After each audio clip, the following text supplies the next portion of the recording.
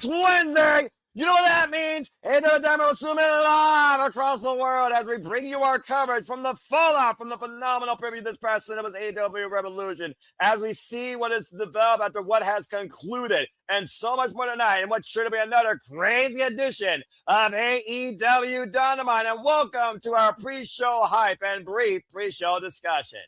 Hello, everybody, and welcome back here once again to the Super Reliable Studios. And of course, the most reliable member of our family here, Walter Cruz, is figuring out his device. But you know what this is. For I am the super man, the super brand, the voice of such figure involving professional wrestling. Damn it, my name is Noah Foster, and thank you all for tuning in. Please like, subscribe, comment, and tell a friend. If you want to think to the conversation, PayPal, pages, or super chats, as simple as that. Share this in all your feeds. Know we're also live, of course, all the time here amongst all of the fans here at the Super Studios. And, of course, with us as well is one half of the Canadian Connection, our friend Nick. Follow him at Nick BLeaf12 on the X. Has been an invaluable player for Potter Media interviews, brings insight discussions, and some food for thought, quite literally and figuratively. Nick, how are you this fine evening? I'm good, buddy. I'm good, buddy. Just, you know what we were saying off air. We'll talk about it throughout the stream. Just call me the fucking Nostradamus of the SRS studio.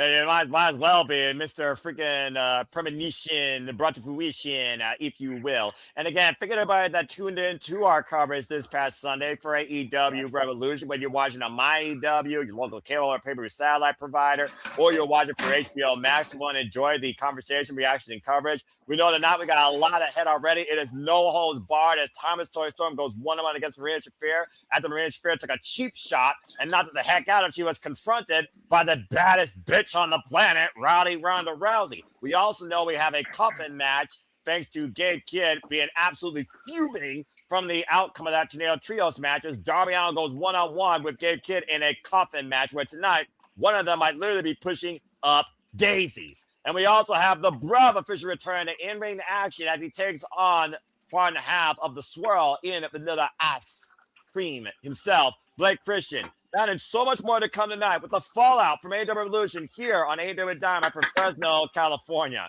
Well, Nick, it's sure to be once again another insane night of professional wrestling delight, 2 hours plus, as now we look towards who will forge a dynasty. With all the returns, all the outcomes, all definitive decisions, and who knows who can mount a comeback and who else might show up tonight. There's no telling how wild this night will be.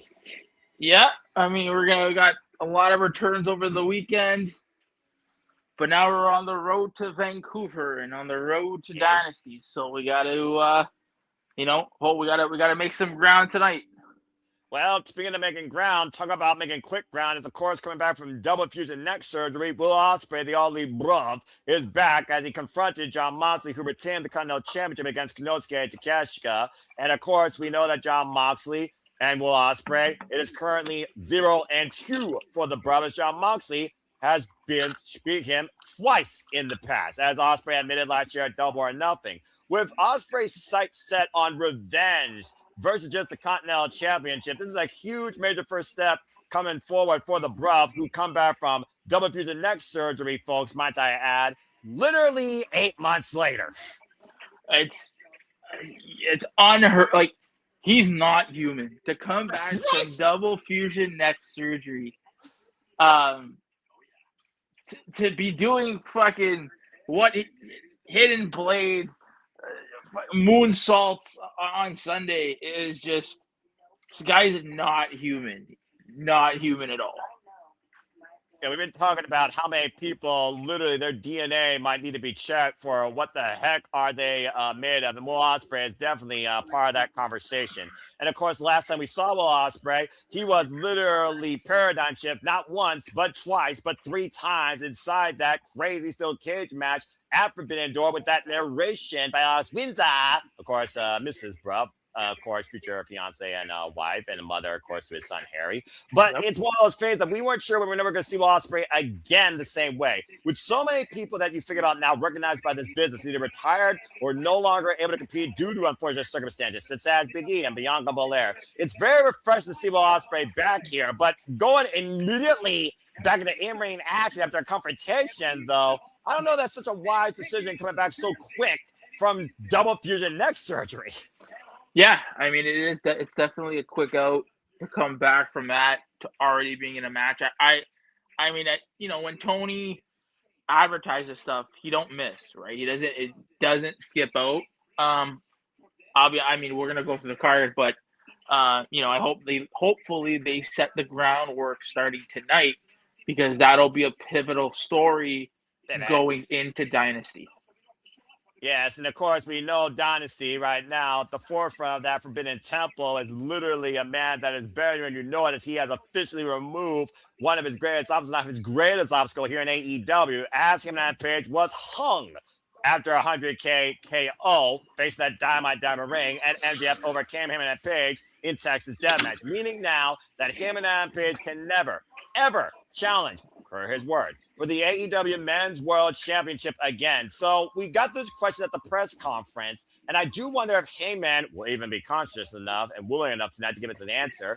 Nick, what is Hangman Page now if he no longer can even be in the picture or conversation for the AEW Men's World Championship? What is Hangman Page in AEW? And you know what? To the people that say that AEW don't tell stories, this is a story that you're gonna have to watch. I think they had this. They have to have a plan. I do think Hangman will turn. I mean, again, this is a gentleman's agreement. There was nothing signed about this. Correct. So I'm wondering, maybe whatever story this is was probably, we all know about Cody and how Cody couldn't do it. He couldn't challenge for the World Heavyweight Championship. So yes. I wonder if maybe at the time they had a story, but Cody didn't want to do it, and Hangman is willing to do it.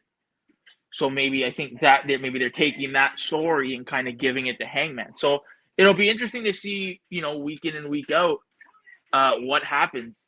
I just think after that beating he took on Sunday, if rumors are true, I hope we don't see. We need a break from the Hangman. We need a break. Okay, go ahead. No, like I said, I think we need a break, and this is a perfect time for guys like Kevin Knight to come up. Nick, hold that thought. I actually have some breaking news courtesy of AEW. It appears that Toni Storm has been taken out backstage and is no longer able to compete in No Holds Barred, as Mina Shirakawa and Lufer has found her not the fuck out. So due to these circumstances, Mina Shirakawa is now stepping up in place for Toni Storm in No Holds Barred action. I wonder who could have did that. I mean, it'd be silly not to think that the same person we saw hugging and kissing Marina Shafir making her debut was not the culprit of this.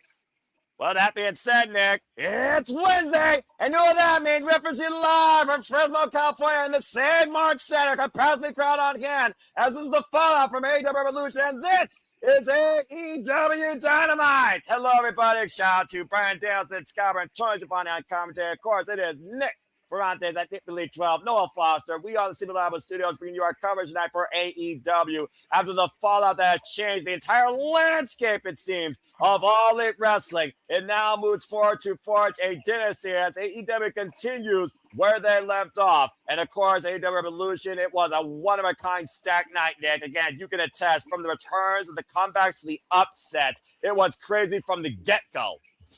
Oh, yeah. We were riding on a high. They really front loaded that show up with debuts and returns, and hopefully they continue this momentum, right? We got Dynasty coming up, so we need to start setting the groundwork tonight, and these next few weeks, let's move forward. And exactly. And again, we know that tonight we are, of course, going to be reliably enjoying AEW. Speaking of reliably enjoying AEW, please welcome to the booth, Mr. Reliable, Walter Cruz. Walter, how are you? Go ahead and speak your mind.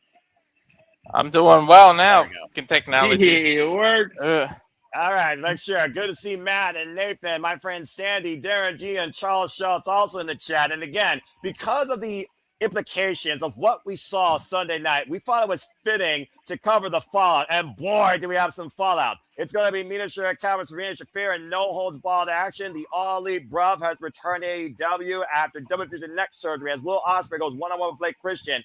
Darby Allin and Gabe Kidd tonight will finally put their rivalry to peace or to rest if we're lucky in a freaking Coffin match. And Dunkzilla, former AEW Trios champion, Mart goes one-on-one with one-third of the new AEW Trios champions. Speedball Mike Bailey. That and so much more ahead tonight on AEW Dynamite.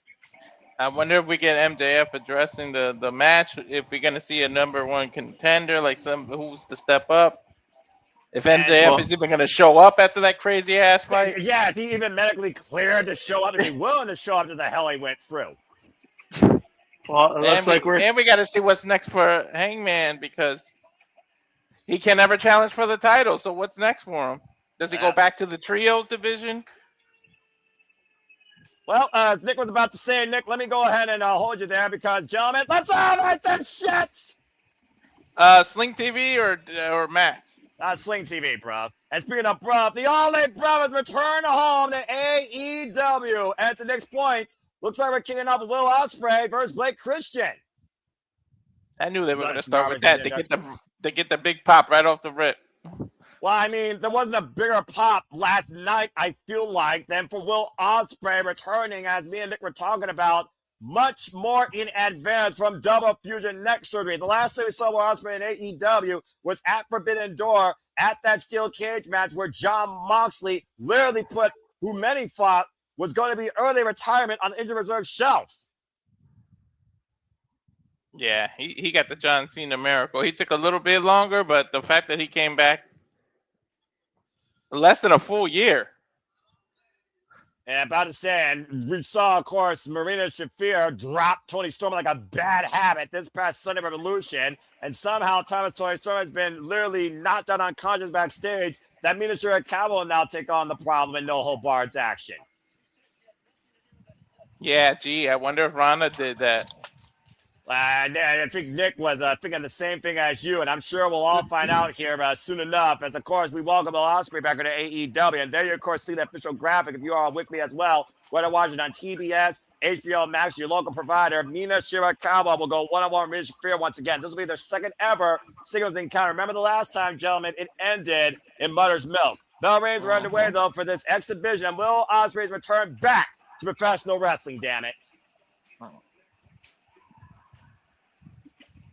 It's going to be interesting to see if he, you know, there's a report that he was going to change his style. So I'd love to see how he if he does that or if he's just same old bro. Well, he might have to out of necessity. Yeah, about to say, Nick, there's that time we talk about it. You see the heavy kinesio tape on the shoulder blades in the back of the head and neck of Will Ospreay, that an injury truly changes a wrestler, a human being, forever. It's more than just a mental cycle you got to get yourself out of. It is a physical adaptation because you may not have to go once before like you used to with that high risk style. And we know, again, this is the aerial assassin. We saw how close and dangerous it was when we took on that Sky Twister, nearly hitting the apron on the way down, but not the Death Riders. You know, shout out to Blake in this situation. You know, this is trust, right? This is Toni building trust in one of your stars. To give him this, for Blake to be Will's first opponent coming out of the gate, you know that Toni trusts him. And of course, Blake Christian is one of the newest members to go all lead. And Will Ospreay, of course, is aware that Blake Christian is flipping him off.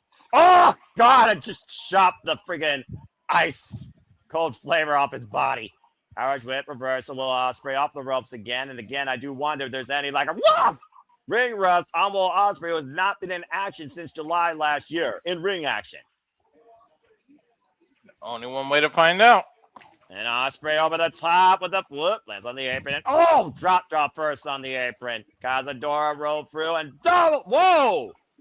The splash, great innovative offense there by Blake Christian, who's put his name out there, of course, for the ring of our world championship, gentlemen.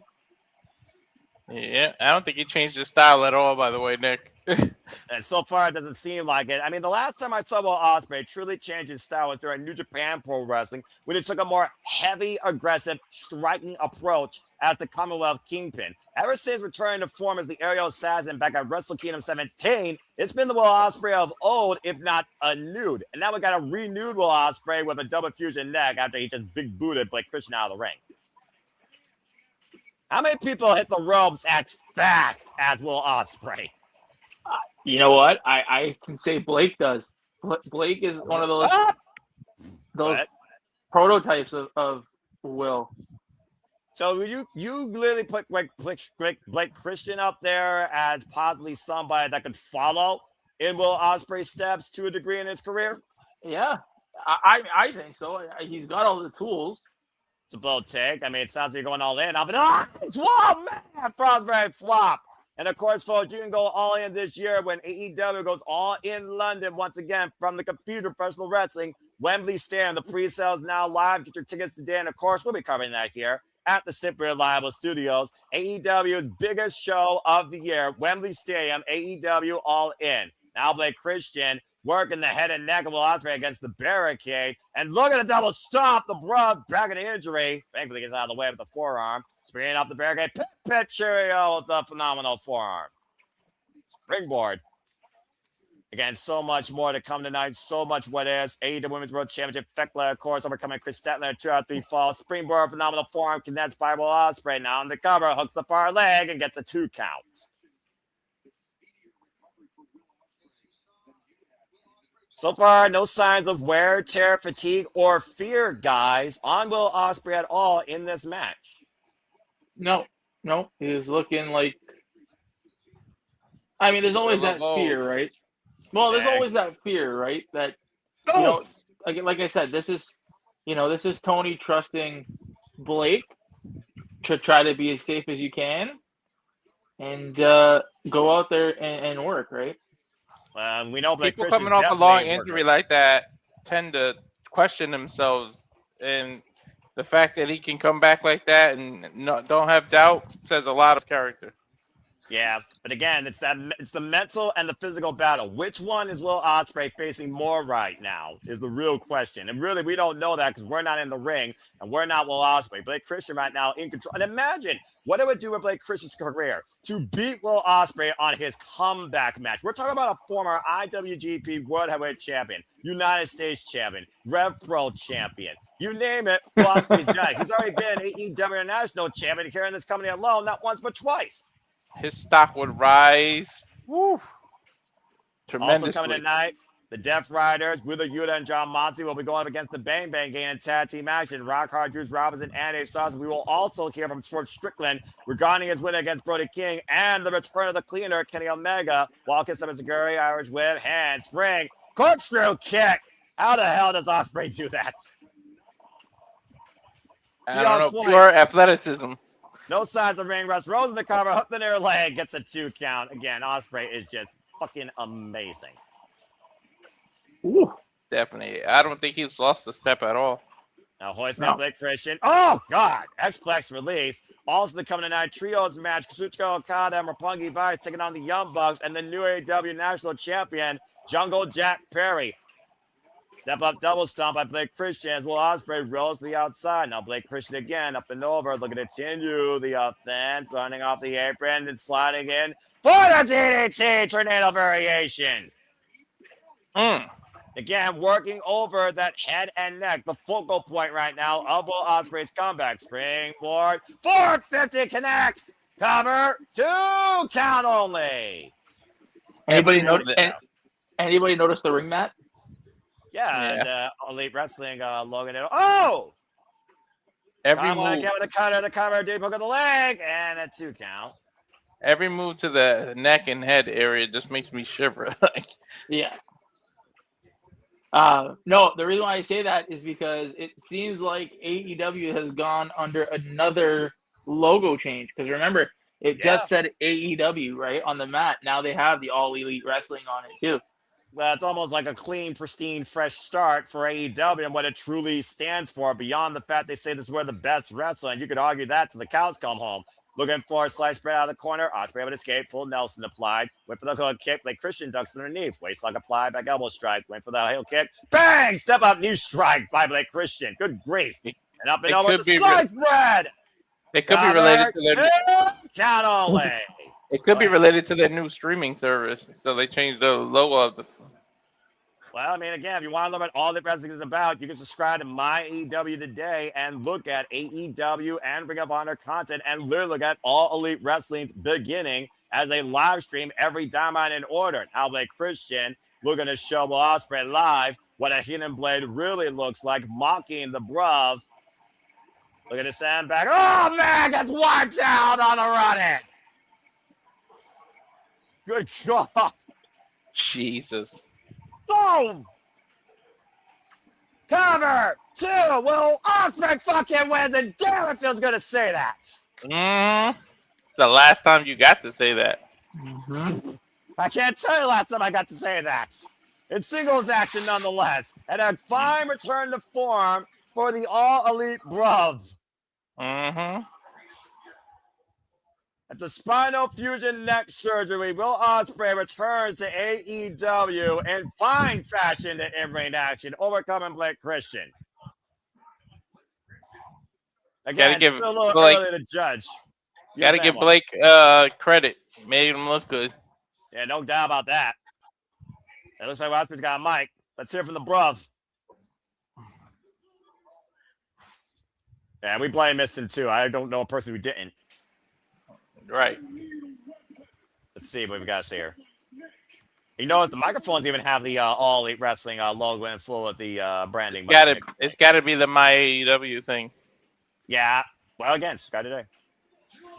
Moxley. Calling out John Moxley. John Moxley. That's a dangerous to go to if that's going to be your second opponent. The difference between him and you. The biggest difference. I don't need a weapon to snap someone's neck. I do it with my bare fucking hands. Damn. Okay, so he is the weapon. Damn. Can anyone say revenge? You know, I know Ospreay's brave, but at the end of the day, we know that John Moxley has a militia that literally follows him everywhere he goes. This may not be wise. Since when does it say his name and he appears? Nick, you were about to say something, I think, in conjunction with that. Yep. Because here comes John Moxley and Wheeler Yuta, who are in tag team action. And again, like I said, John Moxley was the one that took Will Ospreay out in the first place. And of course, we saw this past Sunday, John Moxley continue to hold on to the Continental Championship. Oh, shit! And Ospreay attack! Bro!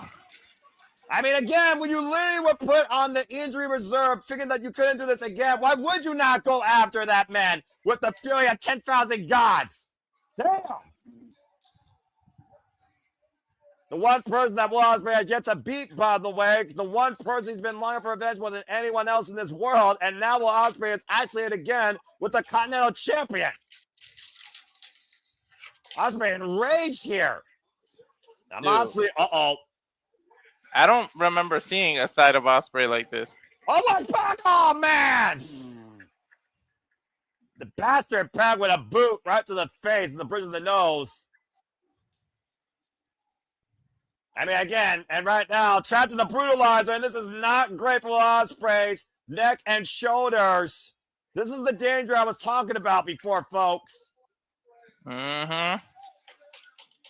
And big concerns right here. And again, I do want to do Ospreay come back prematurely. Now officials and security trying to break the bastard's grip. And you got to remember, sustains further injury. And you got to remember, what's Moxley's finisher? A paradigm shift that all the impact was on that neck and shoulder. Double underhook DDT, to your point, that literally collapses your vertebrae on your head and neck. And Ospreay might have far worse right now than a stinger right now. You see the way he's clutching right now, his shoulder. Again, to Nick's point, adaptability is key. There's duality right now. Will Ospreay, yes, he still has the speed, but can he still deliver that same fury and offense that we know him for with the injuries coming back from? And Pop might have further exaggerated it. Hell yeah, Pac could in. Well, shots fired early. Meanwhile, guns up! Let's go ahead and move forward, folks, here with our card. Hopefully Will Ospreay's okay. Anyone want to guess we're going to get Will Ospreay versus Pac this Saturday on Collision, not next week on Dynamite? Go ahead. Most likely. No, I think we get on Dynamite. You think Dynamite? Nah, I think Collision so that he can get through each Death Rider. He's going to have a bunch of one-on-ones. And you were saying it ain't over. I'm about to say, don't count out Will Ospreay, apparently immediately jumping into the bastard's arms in his face. And right now, we're still brawling here. And again, Ospreay and Pop now going backstage. Nothing's going to stop Ospreay at this point from getting his hands on Jon Moxley eventually. Good grief. Let's try and restore some law and order here. All right, He's gonna have to go through all the. He's gonna have to go through all the Death Riders. That's why I say Pac and Collision next Dynamite. Maybe Willer Yuta, and then, or I would do Yuta on Collision and then Pac on Dynamite. But he's gonna have to get through each of them. That's a fair shoot, though. I don't see why we're doing. It seems like we've effectively moved on from Death Riders and Don Callis family. So it seems like we're now feuding Death Riders. Oh boy. And Bang Bang Gang. Right. Mm-hmm. Well, is it a feud, or at the end of the day, is this about one thing? Is it about Jon Moxley and Will Ospreay? Because you look at Jon Moxley right now, he's not a blessing which is happening. Not to mention, one of his few eliminators that he had outside his defenses, Nick, was against Ace Austin. And Ace came pretty darn close to the clock. My only thing is, why are we doing this now with the Riders and the Bang Bang Gang? So my only question now becomes is Jay ready to come back? Yeah, I'm about to say we've been questioning that for a long time. I would have had a heart attack if he came back on Revolution because it was too much. Well, right? I mean, do we see? This is starting that match. This is starting the show, right? Technically. Do we see Jay come back, and do we do, Jay and Will kind of going back and forth, see who's gonna get Moxley first? Do we get? Yeah, that's a fair shout because let's not forget when Jon Moxley first seized the AEW World Championship. It was Jay White who was also part of that conversation. Cover hook in the far leg by Juice gets a 2 count on Yuta. And again, we never got Jay White versus Jon Moxley for the AEW World Championship in singles action. And the Switchblade also owes a victory long in the past against Jon Moxley. In fact, Switchblade Jay White was one of Jon Moxley's first losses in his first Continental Classic. Yeah, right, imagine Will versus Jay at Dynamite at Dynasty for the right to challenge Jon Moxley. But I mean, again, what is Dynasty going to be defined by besides the AEW Men's World Championship and the AEW Women's World Championship? And speaking of which, we don't know what's next for Thekla on the Triangle of Madness. Is Chris Statlander completely out of the picture, or is Chris Statlander still on her mission to terminate Thekla and her accomplices? Still a whole lot more what ifs to come here at AEW Dynamite, and what's going to feel like, again, a pyramid in its own right. And this is the fallout from the freaking pyramid this past Sunday. Looking for the DDT. Juice Robinson, though, able to get leverage. Grabbing his leg inside Jon Moxley's, now going after the core here. And of course, Juice Robinson coming back from injury as well last year at All In, alongside his Bang Gang brethren, tag made to the inevitable Ace Austin. Again, we don't know any real clear direction right now. We don't even know when the Owen Hart Foundation tournament is going to shape out to be. And Dynasty can give us a preview of that. Still a lot more what is. We know Double or Nothing will be in New York this year for the first time ever. Taking down the knees. Kick to the top of the spine. Ace Austin again. So fluid. Former multiple-time SMG champion. Great approach here by notable Ace Austin. And with a Yuta, catch a rising knee strike up in the fireman's carry. Hey, look. Yuta's bald in case y'all don't know. Not just squatting. Oh! With the former Ring of Honor Pure champion.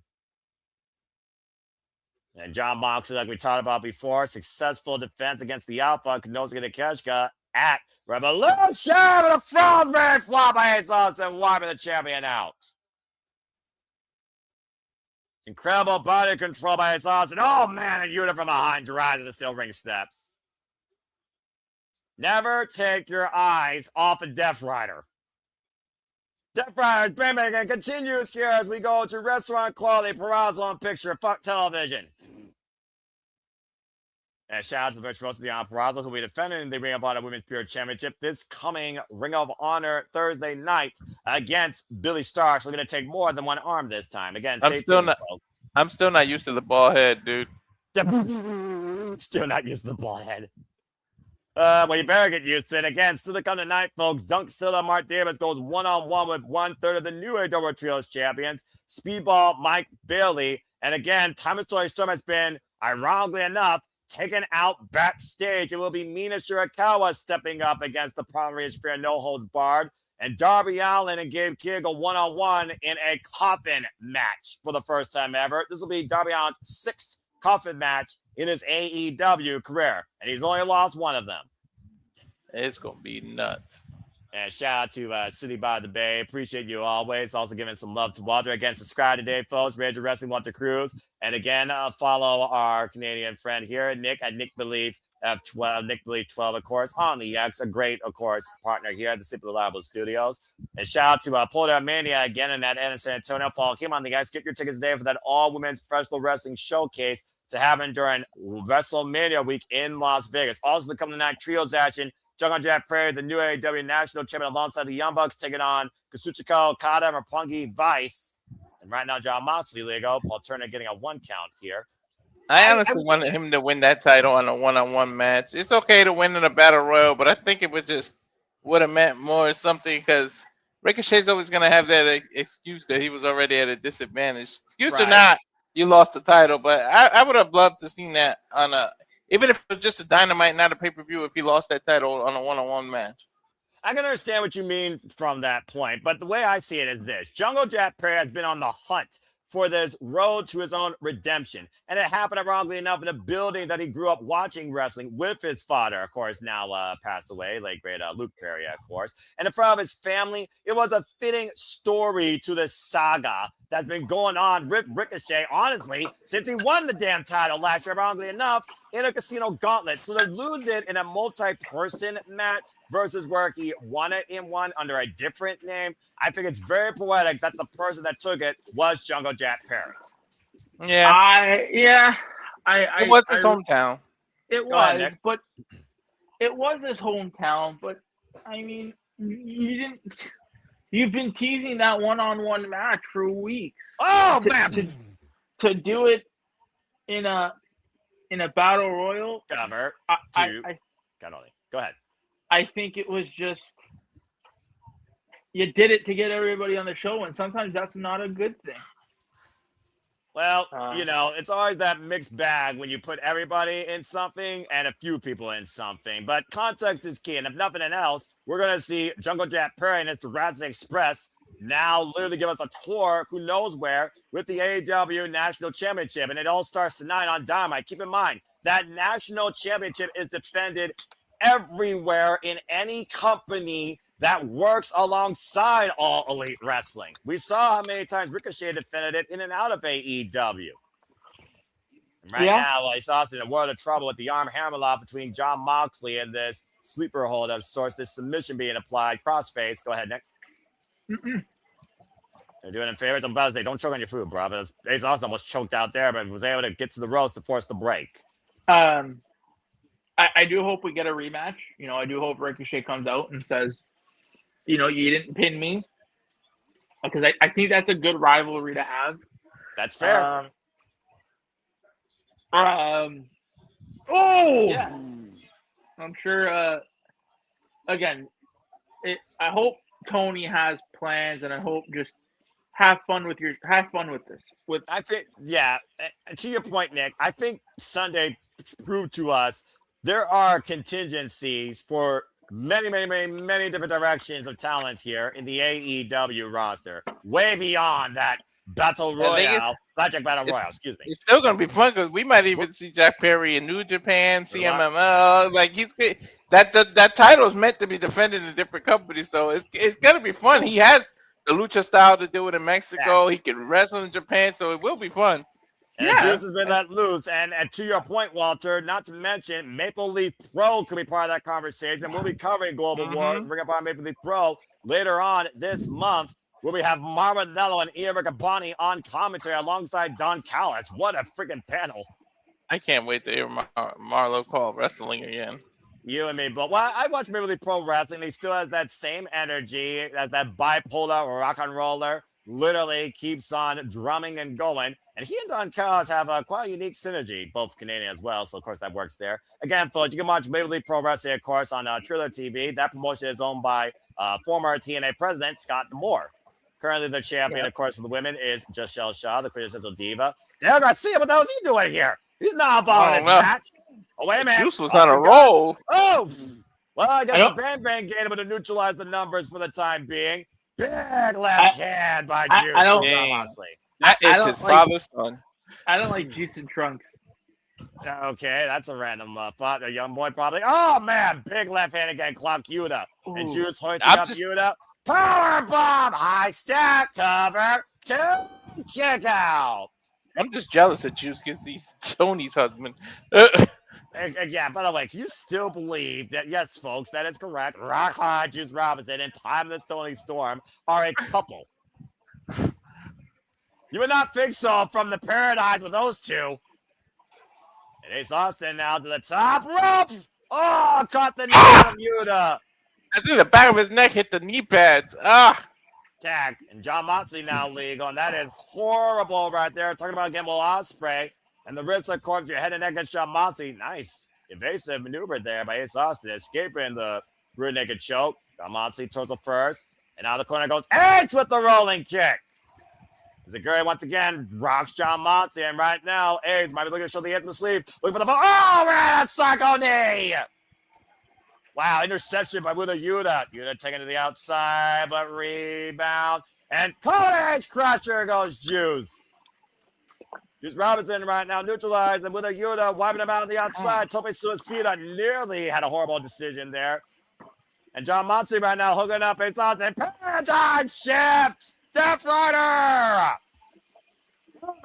2, it's academic. John Moxley with the win. I still call it paradigm shift my damn self. Yeah, you might as well call that the same damn move. But Step Rider is more poetic because that move you go for a ride. You wish you didn't win on. And it's not the friggin' flight that hurts the landing. John Moxley with you to win this tag exhibition tonight. Again, to John Moxley, how will Ospreay at his sights? Doesn't matter what we call it. I call it a victory. That's what you need to call it. Yeah, call it what you want. I call it effective. Again, you almost wondered to Will Ospreay if he saw that. Did he look at, again, a ghost of his past? And Austin was spiked, too. And if that happens to Will Ospreay, you're just one move away from possibly re-injuring it or ending your career. So, I mean, at one point, always a risk. If Edge didn't get surgery, he could have become permanently handicapped. But again, like I said, there has not been a more definitive title that has defined John Moxley's mentality in pro wrestling than the Continental Championship. And right now, Will Ospreay might need to die if he wants to take that from John Moxley's grip. It could become a cup soon. Again, everything's going to boil over here tonight, including Gabe Kidd and Darby Allin's rivalry that might reach a point of no return. As again, Gabe Kidd said, this doesn't end until you're pushing up daisies. I'm afraid of this match. I really am. Well, considering who we're dealing with, and one is literally a cerebral mental case that once ended his life nearly, you very well might be supported in your suspension of disbelief of fear for both these men's well-being. The definition of living for the fight and living like every day is your last in this life. That is Darby Allin and Gabe Kidd, as one survived their own demons and the other one survived Mount Everest. Oh boy. Darby Allin was looking to move away from his past to go after the AEW Men's World Championship. But Gabe Kidd will stop at nothing till Darby Allin is literally taken out of his existence. 7-7 is going to be our main events. Uh-oh. Speaking of. I was going to say, I don't think that's our main event. You don't think so? I don't think so. Oh, shit, you're right. What's up next? Oh, Lord, as we go to full-on commercial break. Fuck television. Does anyone want to read their last rites and give their final thoughts towards this match? Nick, I'll go to you first. Oh, boy. If this is not the main event, then what are we main eventing with? Good question. Probably MJF. The Bucks? Well, I mean, Kazuchika Okada on the other side, but also the aspect of Toni Storm mysteriously taken out right now is the big what-if angle of who did it. Then again, we are in California, not too far away from Los Angeles, where a certain person going to fight Gianna in May. I'm just saying, just saying. But again, Walter, though, to your point, though, what the fuck is it going to take to put one of these two men in a coffin? I don't know, but we might be just a few minutes away from a funeral. Yeah, I'm about to say, someone read their last rites. Again, like I said, Darby Allin, though, again, guys, he's defined every coffin match in AEW's history. And he's only lost one. Remember, the one he lost was literally going to be put in a body bag, knocked out with a knee on the other side of the world by freaking former negative EVP follower Jack Perry, who tried to light him on fire, might I add.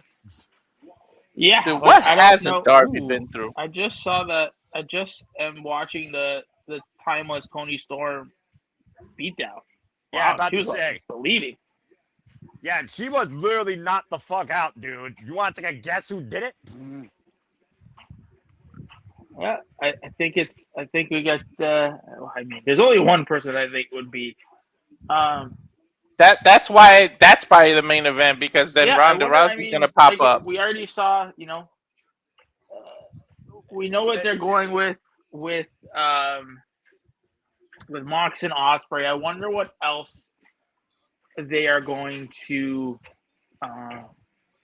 What else are we going to set up for Dynasty? Right, because again, a lot of what is, like I said, this is the reset. We're starting back from ground zero. Yeah, and you got 4 weeks, right? So exactly. Let's kind of get the wheels in motion of what we're gonna do, right? Well, to that point, Nick, you almost wonder if Dynasty is going to be a buffer for even something bigger, because Double or Nothing is literally the genesis of AEW's beginning. It is their foundation of their company's history. So I do wonder what Dynasty could foretell versus what could be crowned. Again, I think Dynasty is a lot more of a to be continued than Reveloution. Reveloution just lays the groundwork. And we know, look, Rousey is training for an MMA fight. She's not going to leave the state of California. The fact that both these shows were in Cali, one in LA, one in Fresno, she's probably still there because she don't just get taken away from her training camp. So she can pop up tonight very easily. Well, speaking of who's back here and who's still here in AEW, let's hear from Kenny Omega. Well, roll the dice. Yeah. Right there you are. Take him risk. You still talking about Swerve, dude? He already proved it's dangerous. I'm sorry. He beat you, bro. Got nothing to fear. You against me. One more time. For everything. Winner. Because no one contender. Interesting. So Kenny Omega calling out Swerve Strickland for one more match to determine AEW Men's World Championship number one contendership. With all this, you've already done it on Dynamite. That I think you need to build for a pay-per-view Dynasty. That has to be a Dynasty match. Well, the ball's in Swerve's court, because to your point, Swerve Strickland has already beaten the man one-on-one emphatically, but we all knew after that aftermath, Kenny Omega was not going to leave this behind. And hopefully, this Coffin will leave one of these two men left behind in this rivalry as we get ready for this Coffin match. And folks, this is Darby Allin's 7th Coffin match in his career. With all this world's most dangerous talk and all this, anybody want to see them go one-on-one and then if we're getting that Dynasty, I don't know, but I want Ken Shamrock to be the special guest referee. He's the world's most dangerous man, is he not? I don't know. Well, I'm about to say who's more reckless might be the question. As Darby Allin just trying to hit and run, and Gabe and Darby Allin are not having a parking lot fight, but are they fighting over a fucking car hood after powerbombing Darby Allin here? Yeah, he's choking him out in the hood already. Yeah, oh my guys! Gabe Kidd literally yelling at him, "It's time! It's time again!" Which one of these men is more of a freaking psycho at this point? I don't know, but I'm afraid because there's your guess is as good as mine, buddy. They're both equally fucked in there. Is he gonna light him on fire? What the fuck is that? That's chloroform. He's chloroforming it again. Remember, he did that in Philly where he literally dragged him behind a damn car, damn truck, and a body bag in Philadelphia. Yeah, but you got to remember, he just got dropped off. Is that Jeep far away? Like, I don't know, but okay. Well, Darby Allin has officially put Gabe Kidd in the back of his fucking car. In the trunk. In a Lincoln. What is that, a Lincoln? Yeah, in the trunk of a Lincoln. Okay. Well, there's nothing luxurious about this. I fucking love Darby. I think that Jeep's going to come and sideswipe it or something. Darby Allin right now on the move. Oh my God! What the fuck? Stunt guy. Just literally up the car on 2 wheels and turn it upside down. And he was still in the trunk. And you're still in the car. Shit. What the fuck is wrong with Darby? He just climbed out.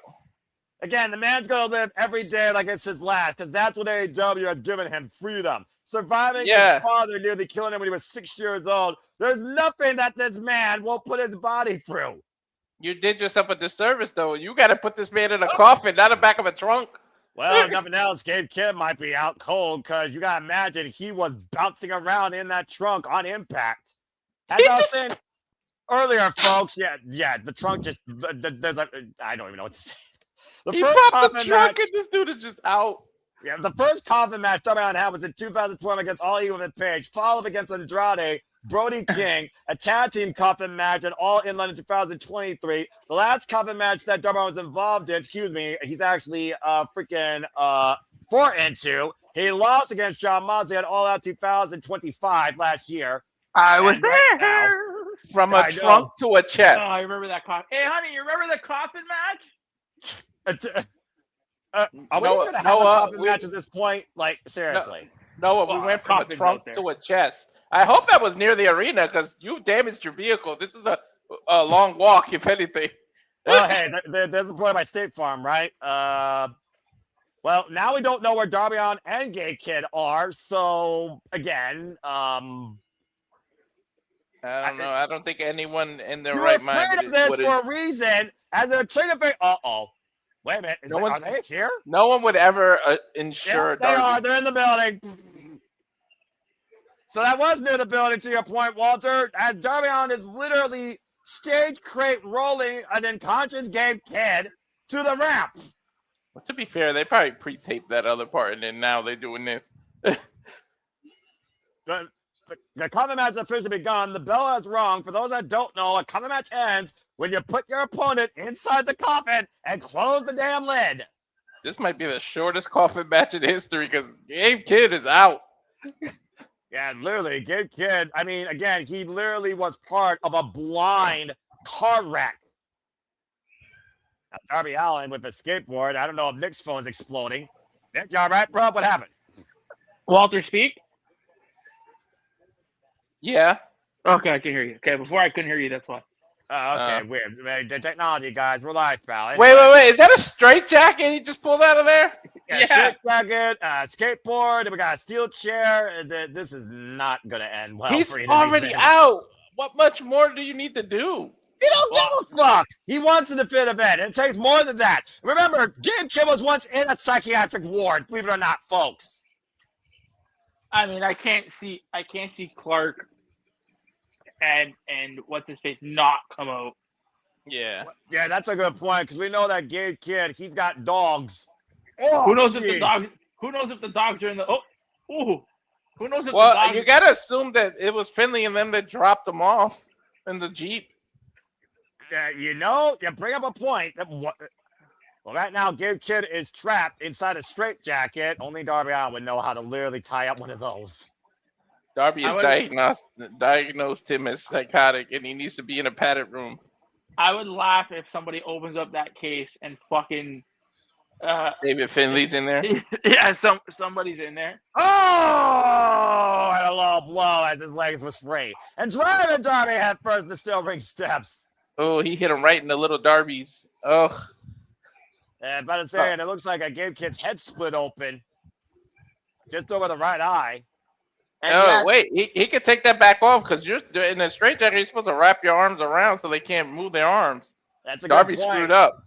Yeah, Darby Allin didn't do that. He didn't fully restrain Gabe Kidd, and he might pay for it.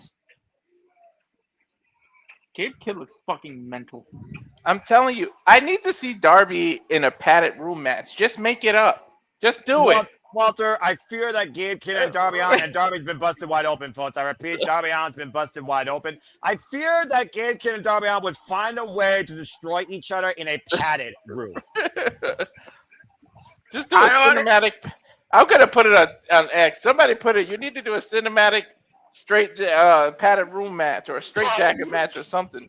A sane asylum match. Yeah. A literal asylum match. It's the Coffin. I think that's the only Coffin, by the way, at ringside. Again, pushing up daisies. Darby's hands right now stuck on the inside of this pre-made Coffin. Oh, God! He's smashing his fingers. This little piggy, they all got scored. As this Coffin match continues in Restaurant Claudia Brazil Picture. Fuck television. Stay tuned, folks. This is going to get more play in the world's end. I was trying to say crush and squish at the same time, and I don't know what word came out. and Walter's brain's more broken than Gabe Kidd, and that's scary. And right now, Gabe Kidd. Remember how bloody and violent this got at World's End under a normal match stipulation, folks? I'm just saying. Bro. Sunday, we just came off a freaking Texas death match. And now, Wednesday, we got to deal with a Coffin match. What the hell? The two certified nutcases. But I do hope that at the end of this is over between them three. I think the dogs need to move on to the trios titles. And I think Darby needs to do something else.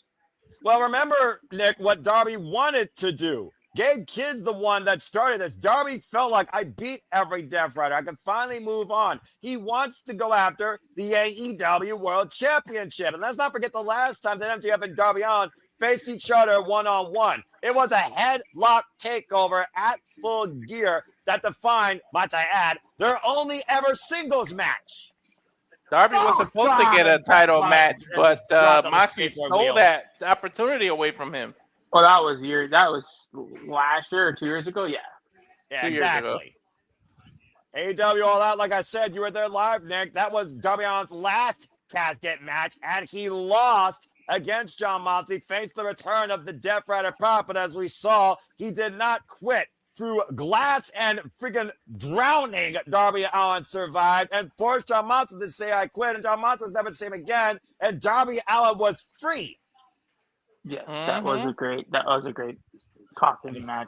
Yeah, Wrestle about to say, you would know, mister. I was there live. Lucky, damn it, lucky. And again, Gabe Kidd right now making Hannibal Lecter look sane.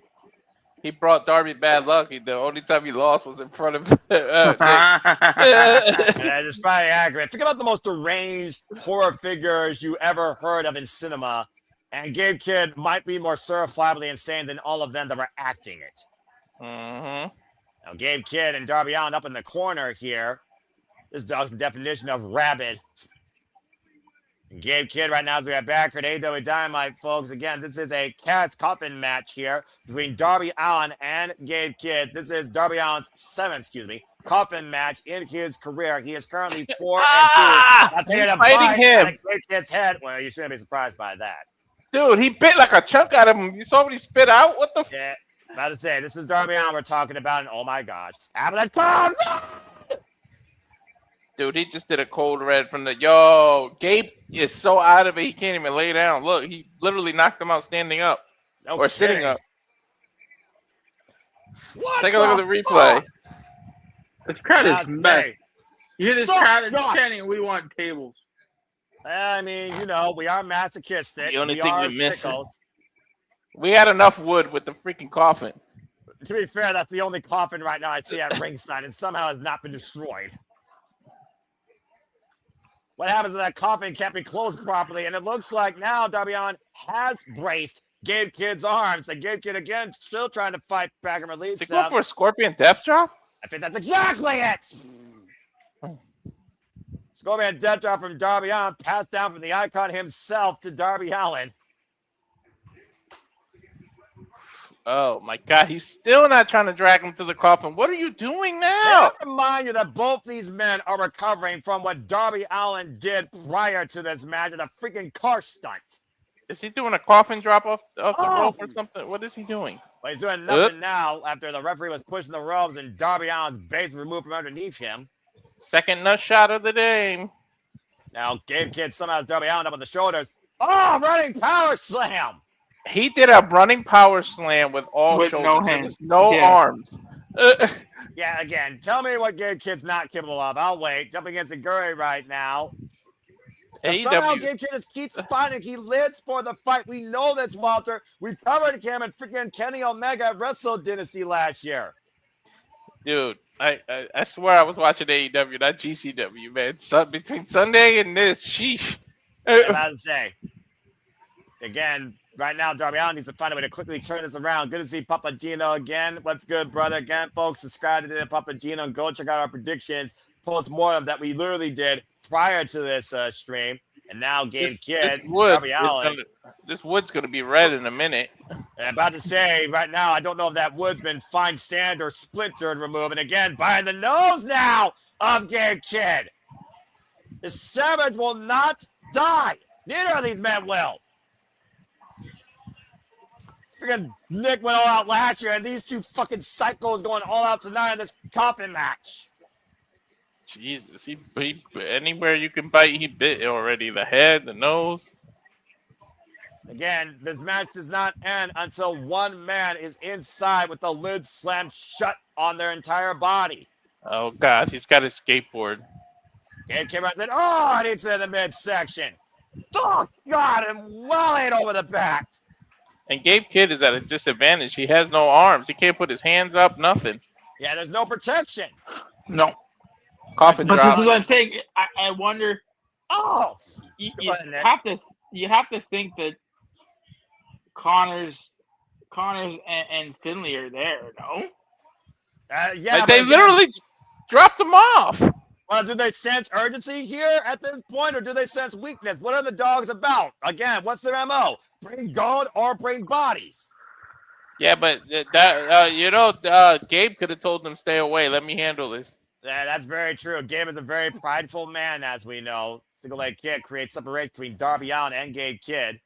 That's again, a Gabe, freaking folks, is still understatement, trapped Darren. in a straitjacket. That's accurate, Darren G. Oh! The belt taking out the legs of Gabe Kidd. That studded belt. Oh, no. And Darby Allin right now looking for that Lope.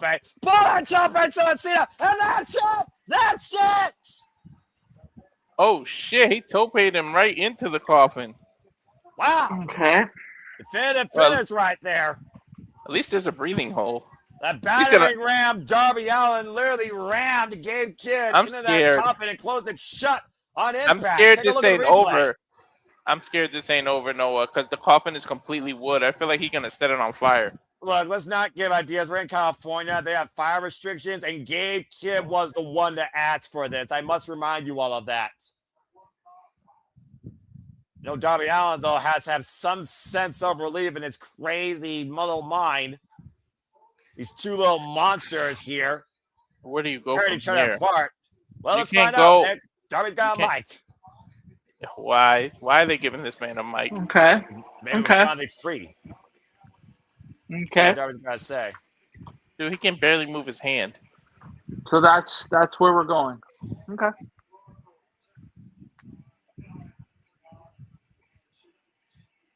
Now Until I see the God or the AEW championship, I won't stop. Oh, boy. Oh, he's calling out MJF. Mhm. Oh! Well, you answered your own Shit. question, Nick, and I even talked about it. Darby Allin said he is removed from his past and looks towards the future, and that future now has in his sights the AEW World Championship. Now, So- is this Darby's destiny? So Dynasty will revolve. If we're led to believe, Dynasty will be revolved around Max. Uh-oh. Hold on. Swerve is saying something. I'm about to say, he did call out Swerve Strickland, as we know. Swerve Strickland's already been called out by Kenny Omega. Again, we're going to hear from Swerve Strickland. He's going to give later him a tonight. counter offer. He said, how about this counter offer? But continue, Nick. Well, no, I'm saying you're pretty much. We've got Swerve and Omega, Ospreay, Mox, Darby, MJF. Yeah, okay. I'm about to say. But in the meantime, Luchasaurus, of course, who's still not medically clear to compete, as Jungle Japuri right now is preparing to hop aboard the Jurassic Express as we get ready for this trios match to come here. This wasn't even advertised, man. It couldn't get no graphics. That's all right, dude. It's AEW Dynamite. This type of stuff does happen sometimes. Oh, look, a squirrel. Squirrel! Luchasaurus like, oh, come on. The bus is waiting on you, buddy. All aboard. How fitting Jurassic Express have their own Jurassic Express to ride across the country. Oh, they went back into the old school bus. Not in Cali. There's no AC in them things. no, I ain't seeing the things. But you would know out there in California as they're driving down what's the 405 prior to Fresno. Mm-hmm. Oh, there it is. Finally pulling up to the building. Yeah, he could drive one-armed. Well, I mean, you know, what's a dinosaur can't do, especially when he has a master's degree. Dude, I'm mad that the stop sign is still on this school bus on the side. Oh, brother. Jeff Perry with his friend and New Gold. Talking about Resident Pig and for him and his family. That's a good-looking title, dude.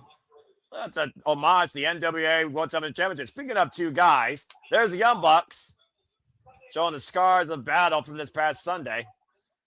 They couldn't get the job done Sunday, but at least Perry did. I mean, hell, it was a hell of a battle, though, to clinch the series. Now FTR are 3-2 against the Young Bucks. Yeah, you're gonna have to wait. You're gonna have to face C-squared soon.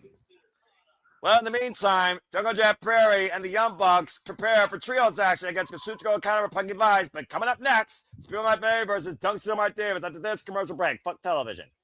One-armed Lucha is still. I mean, Luchasaurus is still dangerous, dude. So let's just call it what we see, right? We couldn't see Gabe Kidd through that little hole, but do we really think Gabe Kidd is done with Darby Allin at this point? Do we really think this is over with? I mean, he did bullet him into the coffin, but it wasn't like, you know, pushing up daisies. He's gonna rise back from the dead and probably more freaking savage than ever, or rabid.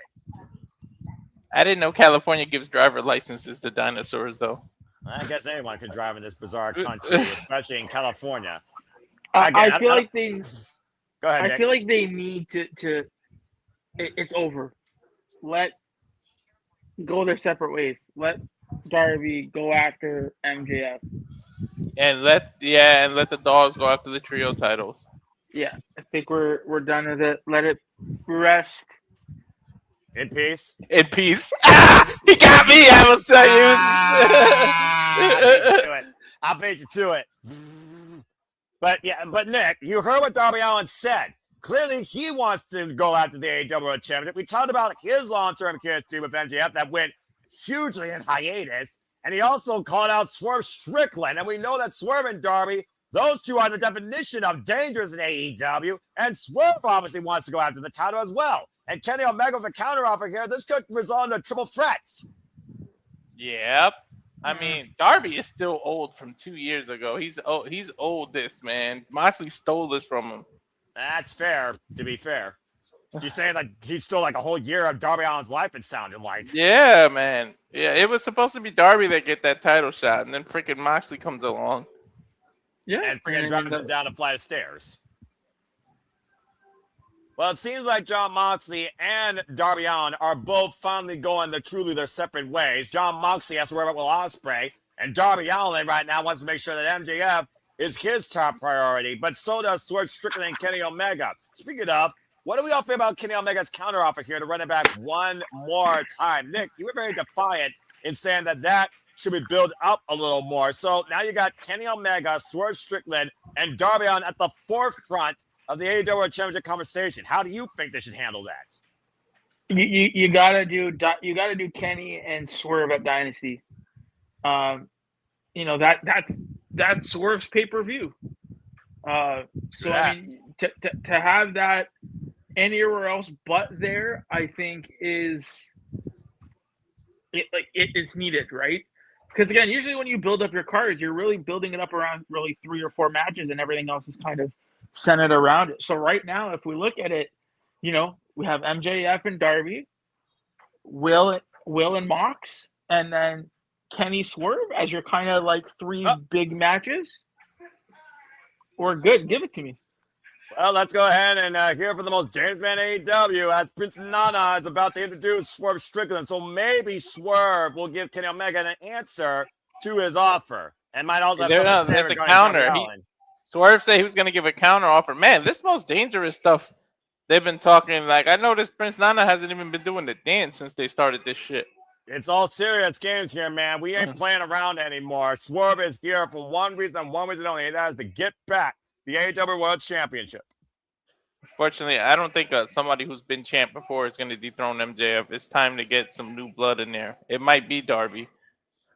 Well, Darby would be up first. Kyle Fletcher also, of course, has been confronted by MJF. Again, there is so many freaking names you can put in the conversation, and I still don't think we've seen all of them yet. Oh, boy. That's all you get out of me without super chat. As here comes the most dangerous man, self-proclaimed in all elite wrestling, the victorious Swerve Strickland, who beat Brody King. Well, this guy that came back from injury, of course, last year at Full Gear, set his sights on one thing and one thing only. Can you imagine that Ken Shamrock gets involved in this world's most dangerous storyline? Gives a freaking, 2 cents or so. Go ahead, Nick. I wonder what this the only thing that Kenny has that you could counter offer it would be his EVP title. Oh, I feel like the counter is going to be, how about you kiss my ass and get to the back of the line? I already beat you. I'm about to say, again, but Kenny Omega is still alive and kicking it. He stops for Strickland from injuring Brody King this past weekend.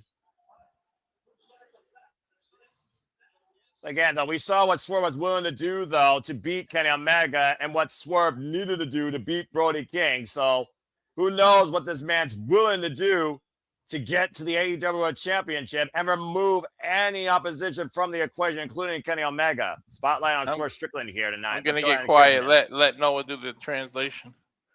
Well, I'll do my best with it, but this is one of the flaws with TV wrestling. Translating a promo. Again, Swerve, man, a few words. Oh, boy. Yeah, he's serious, though. He's been serious. Okay. Wasn't war. Talking about the war Brody King this past Sunday. He keeps talking about power. I think you're right about the DVP thing, Nick. True winners of war are the ones with power.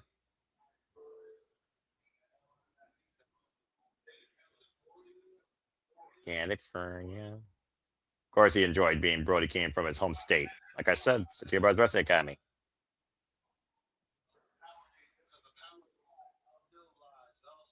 Probably still lies elsewhere. I Does Power think still Nick. more point in the championships? Yeah, I think Nick's on to something. Yep. I swear. I know I'm ahead, but I did not see this coming. Talking about dealing with Power when he was trying about independence. Developmental. Yeah, I wonder what he's talking about there.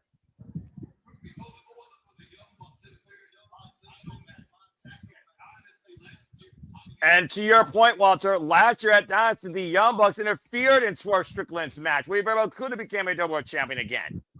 True.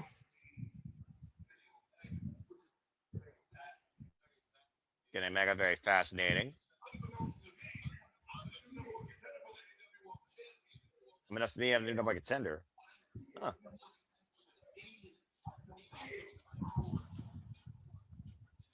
What did the number 2 be if does with the power to protect it?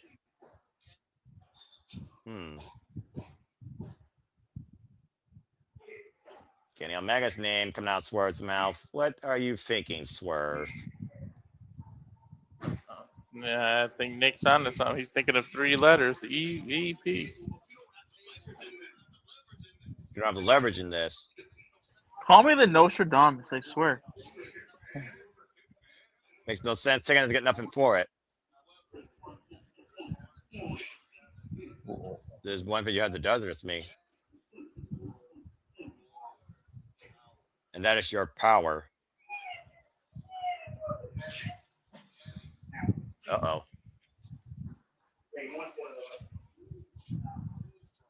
I don't want you removed from power. I want your power. What? I'm going to block on anybody else's face that can get it. Oh, boy. Want this rematch? I'm going to give you pink status! Make this very clear. When I beat you, I, for Strickland, whose house? Swerve's house. We're coming to AEW's new executive vice president. Oh, shit. A hostile takeover is on Swerve Strickland's mind, where his lust for gold might outweigh his drive for power. If Kenny Omega wants this rematch, he has to put his EVP status on the line. Yeah, and then if he wins, he's gonna give himself a title shot whenever he wants. Exactly, because he will have full power over it.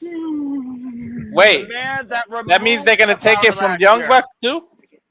But technically, yeah, because last year they took up the Young Bucks to go backstage on a paquette with Speedball Mike Billy, 1/3 of the new AEW Trios champions, now twice. But yeah, Nick, you're around the ball. He wants Kenny Omega's power for himself.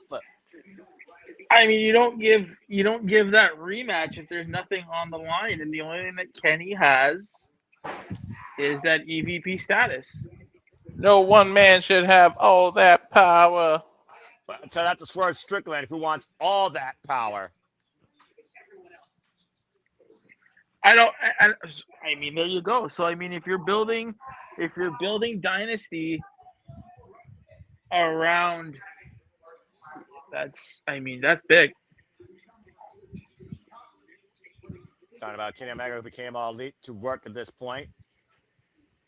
Feeling that actually delivers a pretty darn good, motivating promo when you actually let him speak.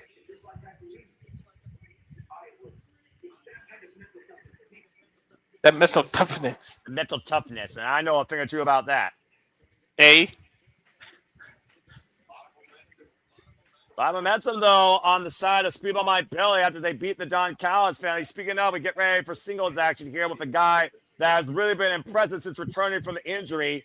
Dunkzilla Dangerous, Mart Davis, as we get ready for the singles division. But again, folks, be up to speed. Swerve Strickland wants Kenny Omega's power and wants to become his own EVP. If Kenny Omega wants that rematch, he wants full control over the World Championship picture. That's a dangerous combination for Swerve Strickland to have. Yep. I mean, most people say it's all about money, power, and respect. I'm sure Swerve already has the money. He's got people's respect. All he's missing is the power. Well, with power comes leverage. With leverage comes championships. With championships comes possession. Possession, 9/10 of the law.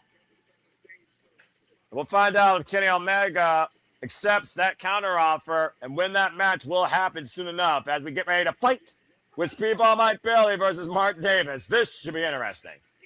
Dude, speed versus power is seriously coming up. And of course, we are talking about 1/3 of the new AEW Trios champions alongside Mystico, as Mystico made history, not only becoming All Elite, but also now a Trios champion in both CMLL and AEW. Just be now 2-time AEW World Trios champions. They still rocking the Mystico mask. Going back to that Swerve promo, Please. having that stipulation in there, again, it's stakes, right? And there's no better place for a match like that than at Dynasty. I mean, that's a smart move. Now, I mean, does Swerve win? Now, that's the question. Yeah, I'm about to say, we talked about before the aspect of everyone removed from power, except for Kenny Omega, who has had the most selfless nature with his power. What happens if Swerve Strickland seizes that and removes Kenny Omega altogether? We're going to get what the Young Bucks used to do when they were a few years ago with all the power. Yeah, well, I guess there's something more dangerous than a weapon in one man's hand if Swerve Strickland gets EVP behind his status. Again, more details to come later. And Speedball stepping outside, those sidestepping Mark Davis. Clear the speed advantage, pun intended, on Speedball. Go ahead, Nick. Oh. Now, a little side thing, and this makes you wonder: is this a way or an avenue for Hangman to come back and have that agreement be null and void? Like this, doing this match, it opens up a lot of questions of what you can do, and this is the thing that I kept talking about. I want Tony to have fun with this stuff, make this stuff engaging. That's engaging. Like that is a solid kind of stake to put on the line in that match. And Swerve Strickland has all the coup for that. Go ahead, Walter. There's multiple levels to it. Exactly. Yeah. It's more than just the championship at this point. It is literally controlling AEW. Speaking of AEW being in control, get ready for a slam dunk, not only Saturday, but Sunday with Slam Dunk Collision, as you will get AEW Collision on both Saturday and Sunday night following the NCAA tournament live coast to coast. Again, that's this Saturday and Sunday. Special start time following the NCAA tournament. Also, storyline wise, who knows if Tony even approves of this? Axe kick. Round kick by Speedball Mike Bailey. So proficient. Of course, black belt in Taekwondo. They can offer this all they want, but ultimately Tony Khan has to sign off. Is he willing to give to risk it and actually give Swerve that power?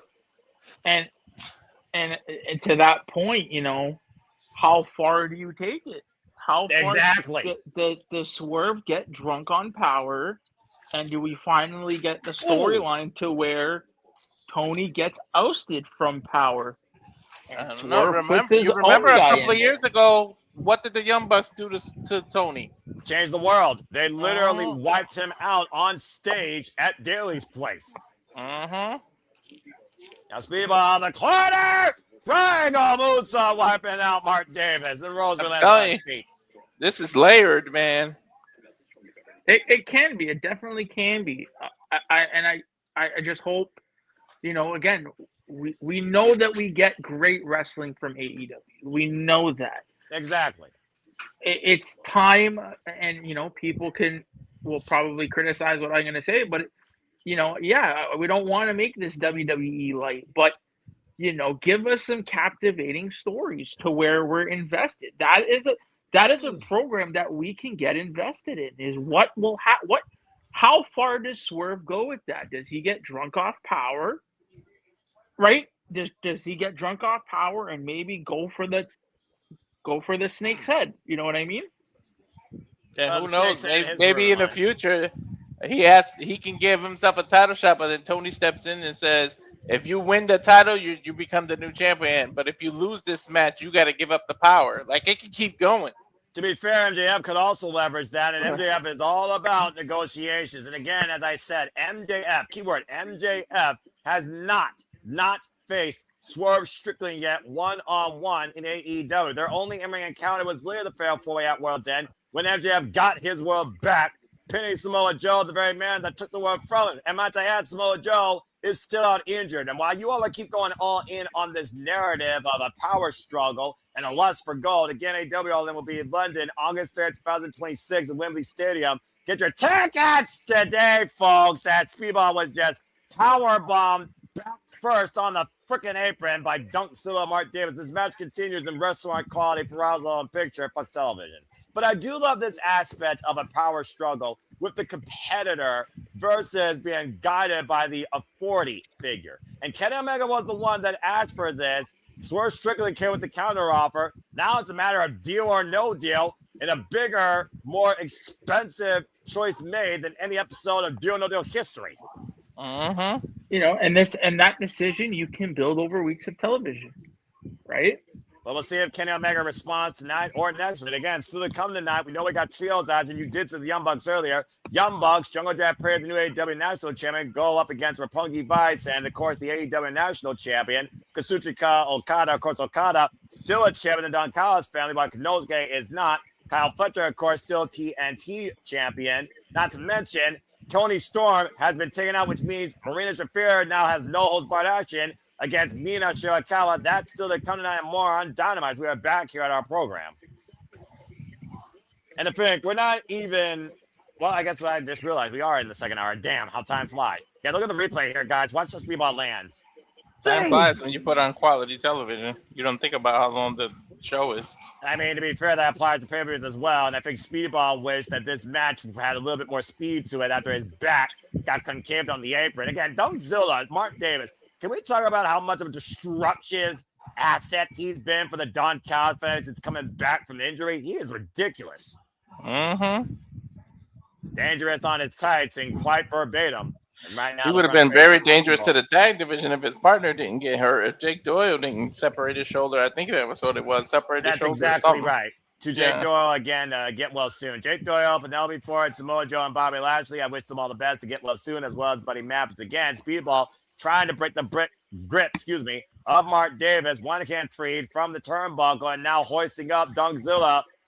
And Speedball to sell powerball cover. Two count only. Bobby Lashley's got to be close to being clear Oh, soon. come on. And in a couple of weeks, there's a Minnesota freaking Dynamite. And you know, we know the roots of Shelton Benjamin in Minnesota. Oh!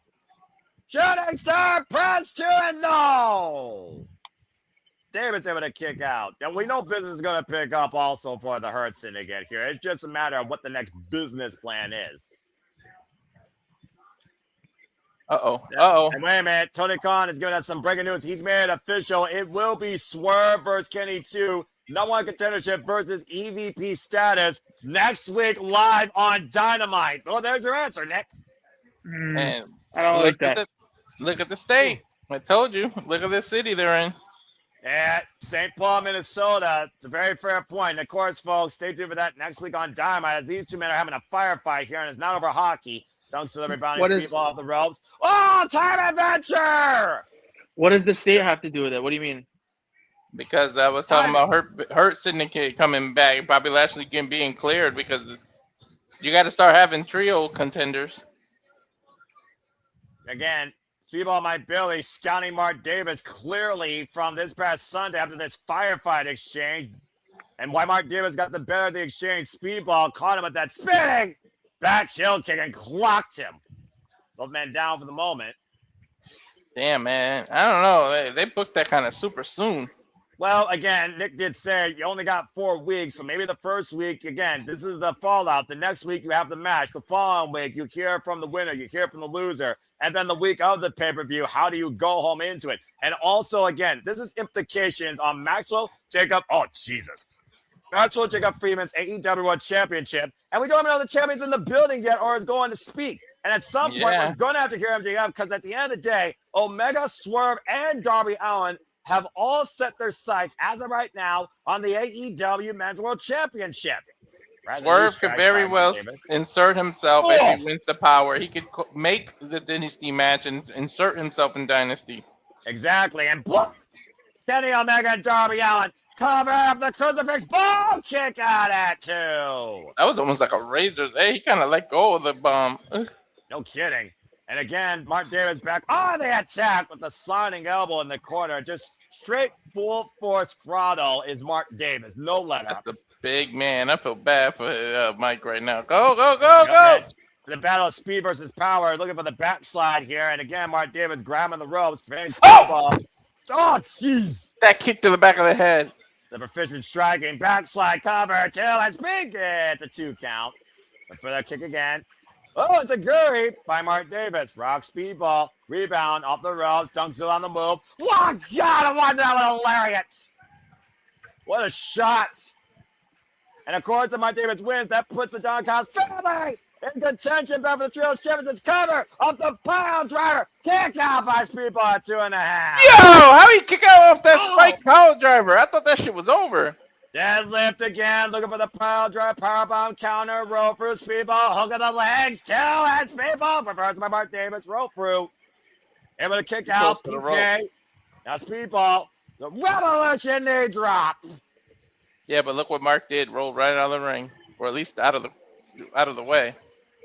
Speedball might be right now, looking to square up. Mark Davis in the corner, possibly for the tornado kick. Oh, you know what? He follows up with that. Again, Mark Davis on target in the drop zone. To your point, up the second rope. Ultimate weapon! 1, 2, and Speedball wins this heavyweight fight.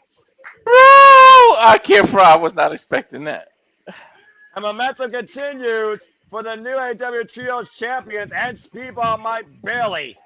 Mental I guess coming off that, overcomes the power and unorthodox nature of Mark Davis 9 on Dynamite. Coming off the momentum of Revolution, I guess I should expect him to win, but damn. Still, though, Mark Davis, hell of a performance. Damn, Toni didn't. I just realized Toni didn't even give Kenny a chance to respond. He just made the match official. Well, I mean, Kenny Omega is the one that lobbied up Swerve Strickland. Let's see what you bring to the table. At the end of the day, Kenny Omega is the EVP. For all we know, he's the one that decided it. Speaking of deciding, Kyle Fletcher going to become the greatest senior champion of all time, will defend the title this coming weekend against TMDK's Sniper of the Sky, Robbie Eagles, on Slam Dunk Saturday Collision. And also to come, the Brawling Birds will take on the Sisters of Sin. Of course, we now have brand new AEW Women's World Tag Team Champions in Divine Dominion, Megan Bayne and Lena Cross. Also, the Death Flyers will be in tag team match against Commander and Mascara Dorada. CMLL World Champion Claude Castagnoli and Darren Garcia taking on Commander and Mascara Dorada. Who knows? We might get a future CMLL World Championship challenger here. Mm-hmm. And of course, MJF, speaking of him, let's hear what MJF had to say after extinguishing him and Adam Page from the equation. Good Lord. Oh, this is from last Sunday. Yep. Greatest Iron Man match, greatest dog color match, greatest Texas Death match of all time. Greatest AEW World Champion of all time. Mr. Revolution. Adrenaline is a hell of a drug, so they say. It'll stop you from feeling pain. Well, there's literally blood all over the wall behind him.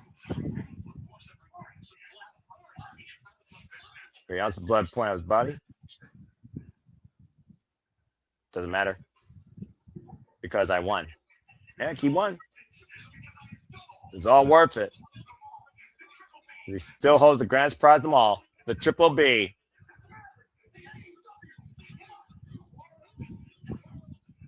That's a beautiful championship. I'm still saying that. Happy birthday to him. What a birthday gift. Gotta wonder what's next for him, man. He's got to pay close attention to this Kenny Omega and Swerve. And to be fair, he didn't know that because this was recorded Sunday. We had a schedule. And for man, right? Biggest one of all was Hangman. His ass is off the board, Chief. As he's got 20 more years to go. Same for the next 20 years. Him will be right where he belongs.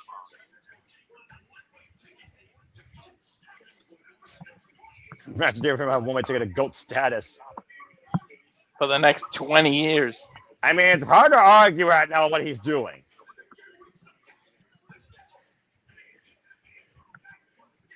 Big Hebrew, the devil, Maxwell freaking Freeman, MJF. Talk about being full of yourself. Hey, man, he's better than you, and he knows it. Hard to argue with a man when he's proven himself, right? Yep. You can't argue with him.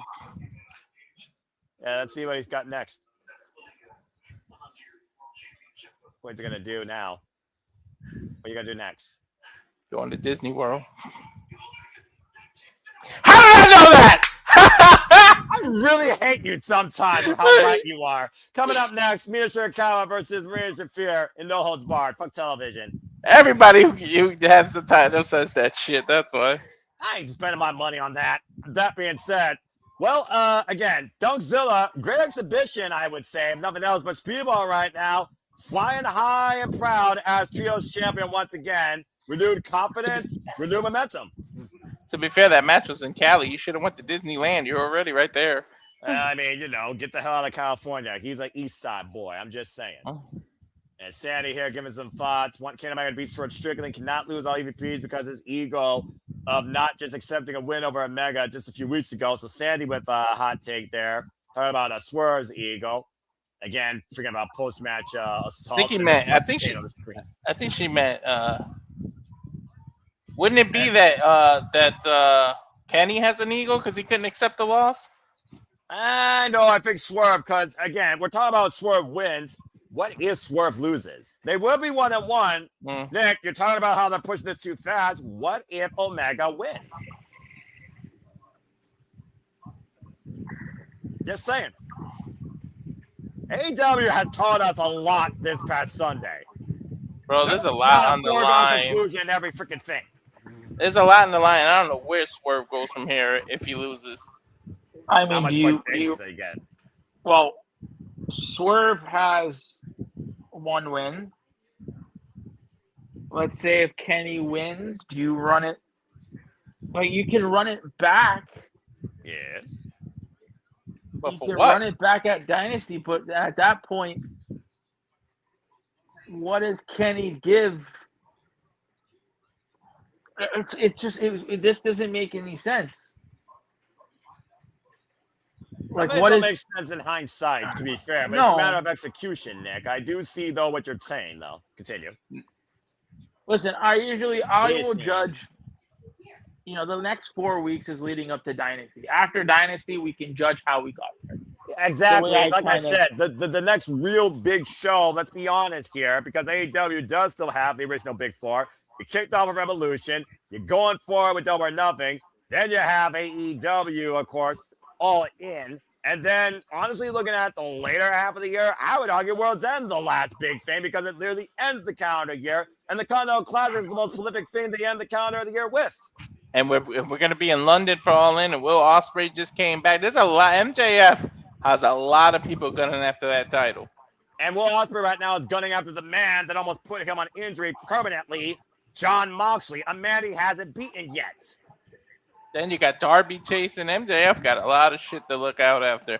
Because if Swerve gets this power, he's going to give himself the title match. If Darby just challenged it out, who knows if he gets the title shot at Dynasty. MJF's got to be looking over his shoulder. So the trios match, I guess, would if they're doing. You are so stupid. Shiki Kazuchi Okada. Only Lord to my family.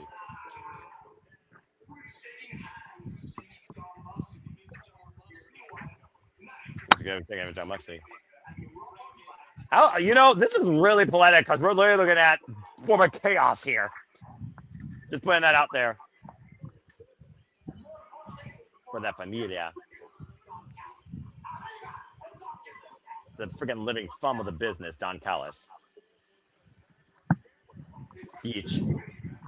But Big Time Trios match to the come tonight, but coming up next, can Mina Shirakawa solve the problem? Round Hell 2, it's no. Mina versus Shafir. Oh boy. And it's no I don't- holds barred. I don't think any mathematician can solve this problem.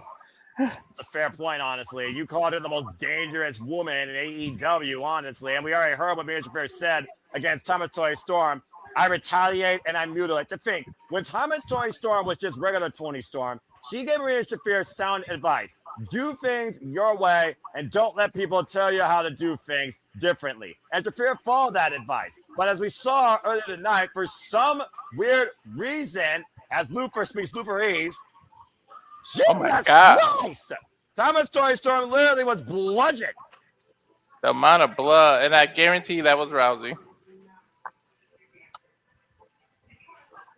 Shafir saying, "Now you're done business." Will you stop that? I'm shocked they let her talk.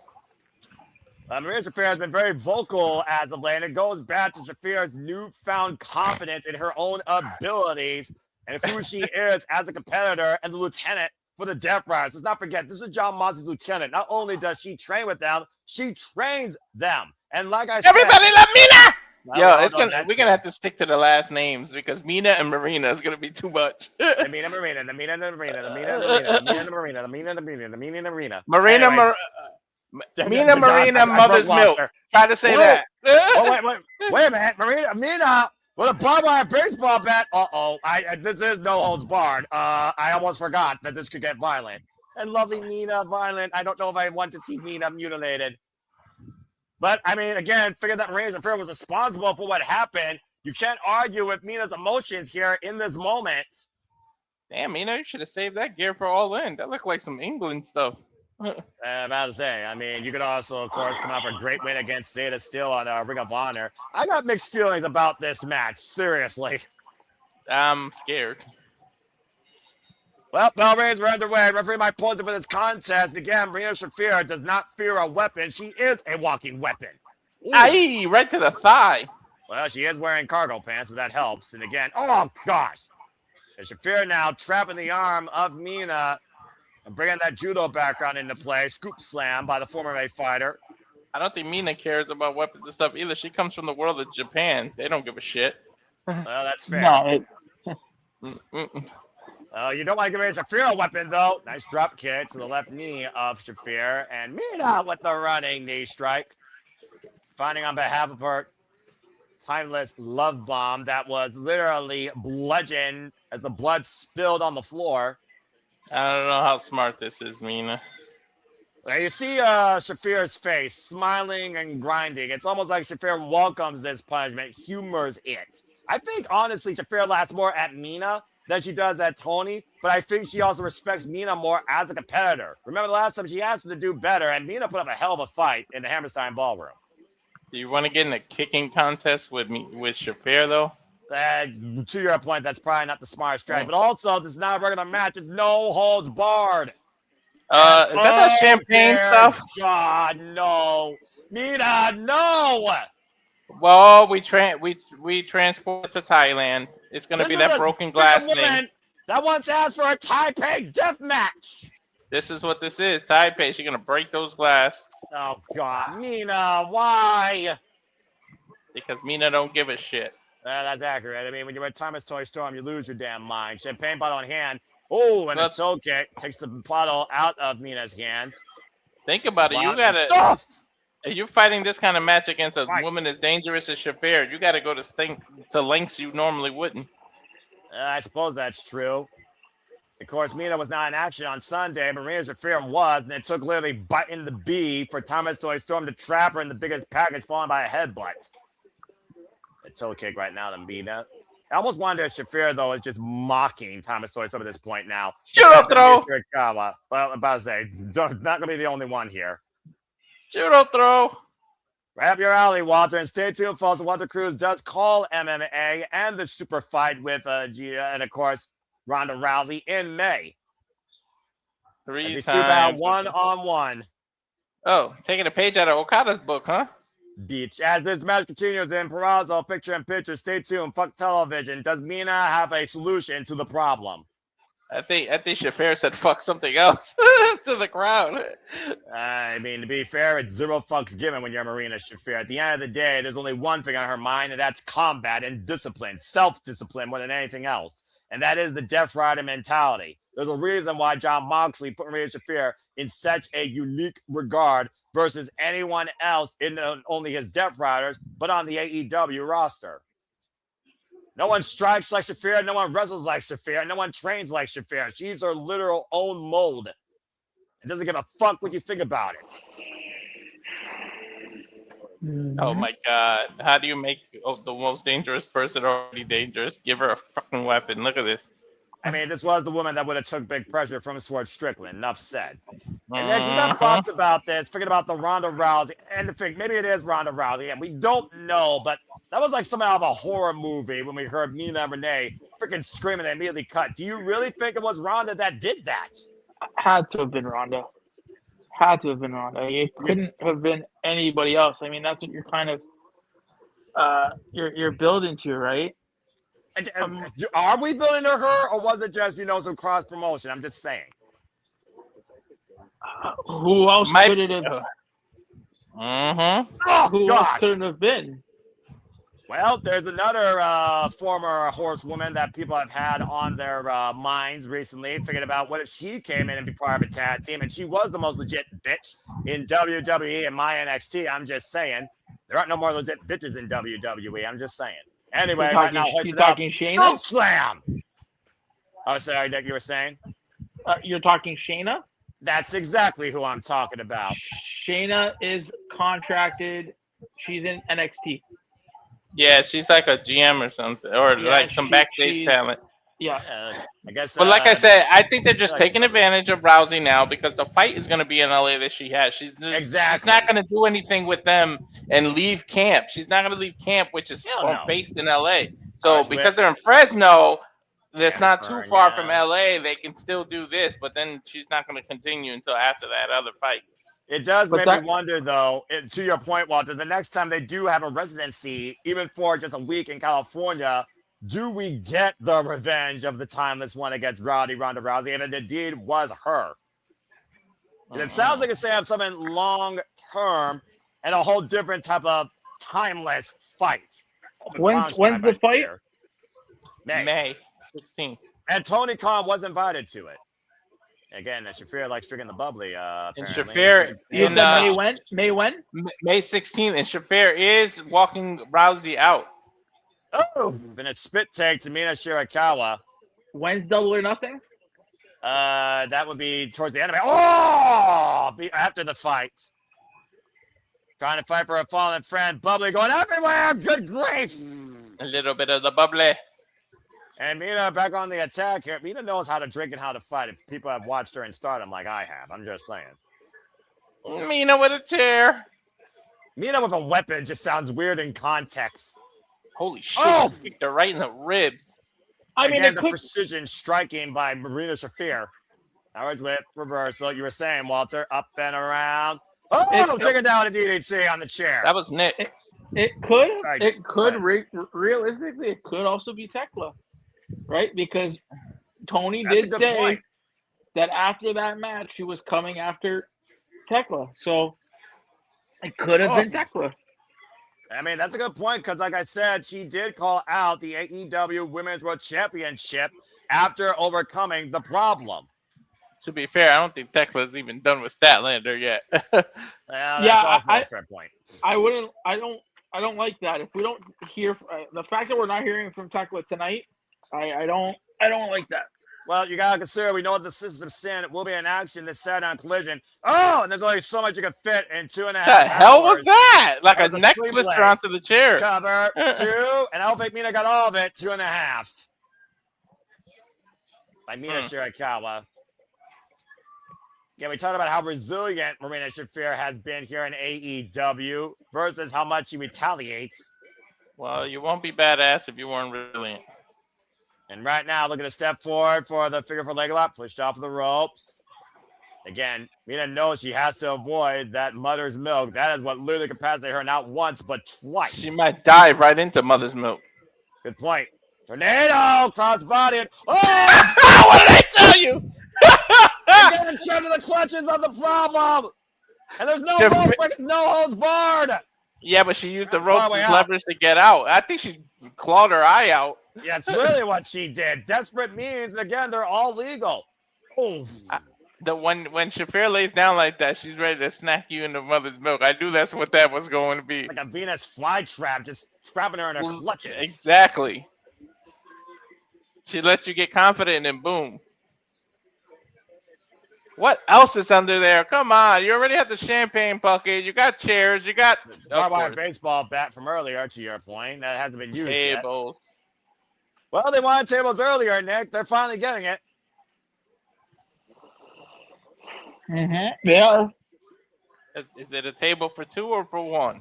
Ask Shafir in 10 minutes and get back with me. They got the champagne. Somebody reserved the table yet? Ooh. Bringing the table out from underneath the ring. And Marina's still favoring that lower back, by the way. We already saw a Coffin match. Now this shit. Well, to be fair, we are dealing with, like you said, the most legit bitch in the AEW Women's Division. There's Kawa right now, and Shafir on the apron. I'm not sure who's going to do better or fail worse. Both women right now just clubbing away. Oh!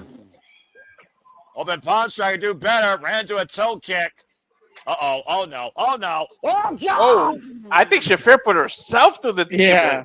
That's exactly what she did. Well, be damned. Backdrop suplex to the floor, and Shafir crashing through the table. And she really didn't. Fuck. She really didn't get Mina. She dropped herself. Well, was that worse for Shafir or was it worse for Mina? Because to your point, Mina hit nothing but floor practically. Oh, wait, but she hit the edge. Look, she hit the edge. Ooh. Ah, that hurt. The edge is the most dangerous part. No holds barred, reckless abandonment. Disastrous landing, and again, Shafir favoring her lower back, and that might be the only saving grace for Mina. Now look at the foot punishment, cover, and kick out at two, like a days ago cover there by Shafir, who wants Mina to do better. Shafir's not, I'm sorry, Mina's not going to give up that easy. Yeah, Shafir should have known that too. I think Shafir right now is a solid disbelief. I don't think Shafir cares because she gets happy delivering punishment. To be fair, I think Shafir likes punishing Mina the most, and I don't know necessarily that's the best thing for me to say on commentary. Mm-hmm. Been punishing her since Blood and Guts. And Mina Shirakawa grabbing another bottle of champagne, and that one's empty. Intimidating referee Mike Posey. I think Mike Posey is more intimidated by Shafir than just by Athena. Oh! Back fist! Cutlass spinning back fist! And don't forget, Shafir's barefooted too, and glass in the ring. Storm Zero, cover two, Mina with the win! With Storm Zero. Talk about poetic justice. The original Storm Zero Monte had the Tiger Driver. Dude, that's poetic justice, Noah. No kidding. Talk about how much a woman's willing to fight for love. The fact that Mina wins is scaring me. I think Rousey is going to pop out now. Now, you see Shafir is shedding a little bit of blood on her shoulder. That bottle straight over her damn head. And again, we still don't know who attacked Thomas Toy Storm. Shafir wanted Mina to do better. She did better, all right. Damn. Come on, hit some unknown music so Rousey can come out. All right, well, let's look, dude. It's the fallout. Let's be subtle here, all right? Mina celebrating victory here again. She wasn't even involved in this fight. She stepped up towards her concussed out forever lover. But why is, that girl was bleeding bucket. But why is Mina winning that?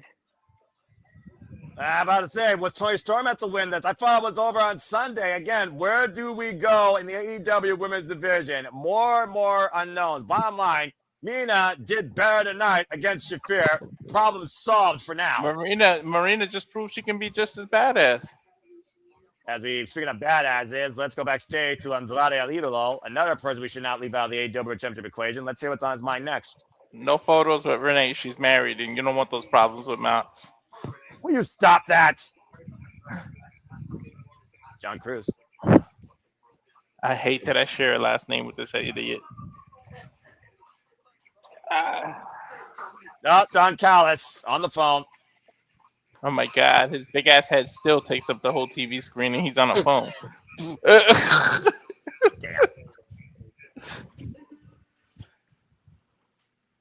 I didn't hear a word that man said. Wait, we are working with MJF? They're in business. Government's becoming Uh-oh! Did he is paying the family to take out Darby? It sounds like it. Money speaks. Big money, man. That is all about the money. Look at that suitcase.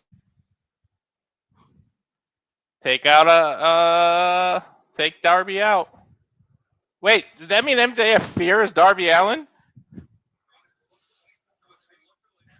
Well, I don't know, man. I think Andrade is reluctantly accepting that offer. Coming up next, Jungle Jet Prairie and the Young Bucks taking on Kazuchika Okada and Punky Vice in a trios match. We come back here on Dynamite. Again, a lot more what ifs, a lot more questions and answers. We got full commercial break, fuck television.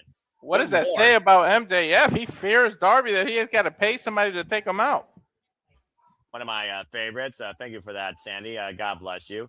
Well, I mean, again, we talk about AEW originals, one of the 4 pillars. MJF and Darby Allin are 2 of those original 4 pillars. And like I said, Darby Allin has always been a nuisance, a pest to go along AEW and to be a tag-along almost towards the AEW championship picture when it involved MJF. The only time that Darby Allin challenged for the championship when MJF held it was in a fatal 4-way, let's forget, at Double or Nothing in 2024.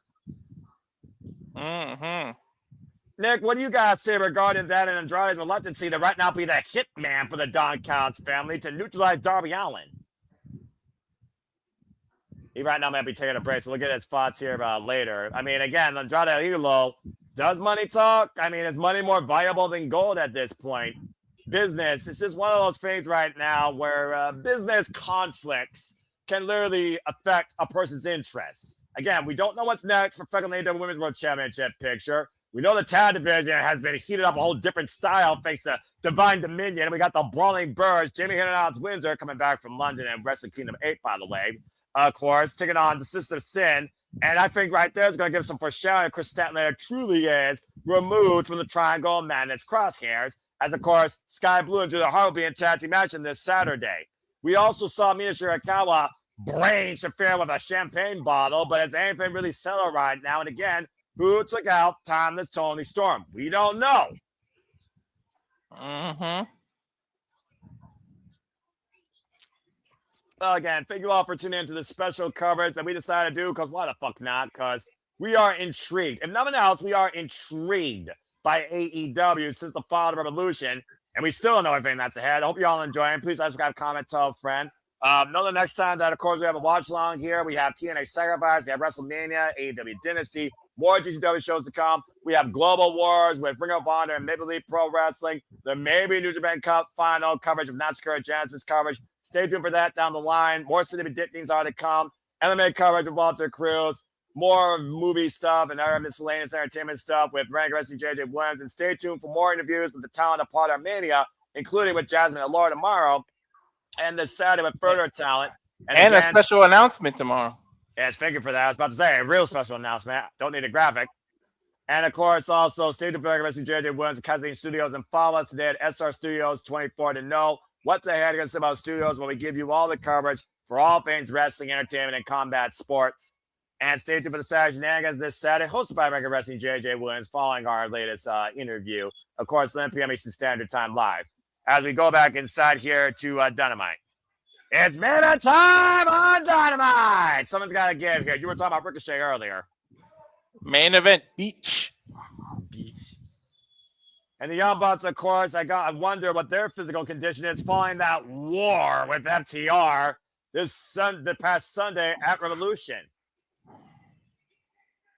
Justin Roberts taking away over our main event introductions. And again, folks, you all continue to allow the passion to persist and pursue. Think about whether those that are tuned into all the watch alongs to this point, including Reveloution this past Sunday, as well as predictions, postmortem with me and Papa Gino. Hope you all continue to enjoy and stay tuned. Again, We chose to cover the fallout from this pay-per-view because it was their first, it was their kickoff, and we're intrigued to see what's next. And when we don't have all the answers, this has been quite fun. I don't think we're going to do this every week, despite what Walter suggests. But stay tuned the next time we do cover AEW live, either with pay-per-view or Dynamite. And I hope that you all enjoy. Yes, I don't think we should do this every week. Agree, Nick. Specials, yes. Regular shows, no. But this fallout, it gave a lot of possibilities. And right now, we got 5 people to figure about in the AEW World Championship picture. We have no idea what to figure about in the Women's Championship picture. But Toni Storm right now, wiped out, is a story in itself. And there seems to be a power struggle for control over the pursuit for the championship right now. Whoa, in both the Don Callis family and Swerve Strickland and Omega.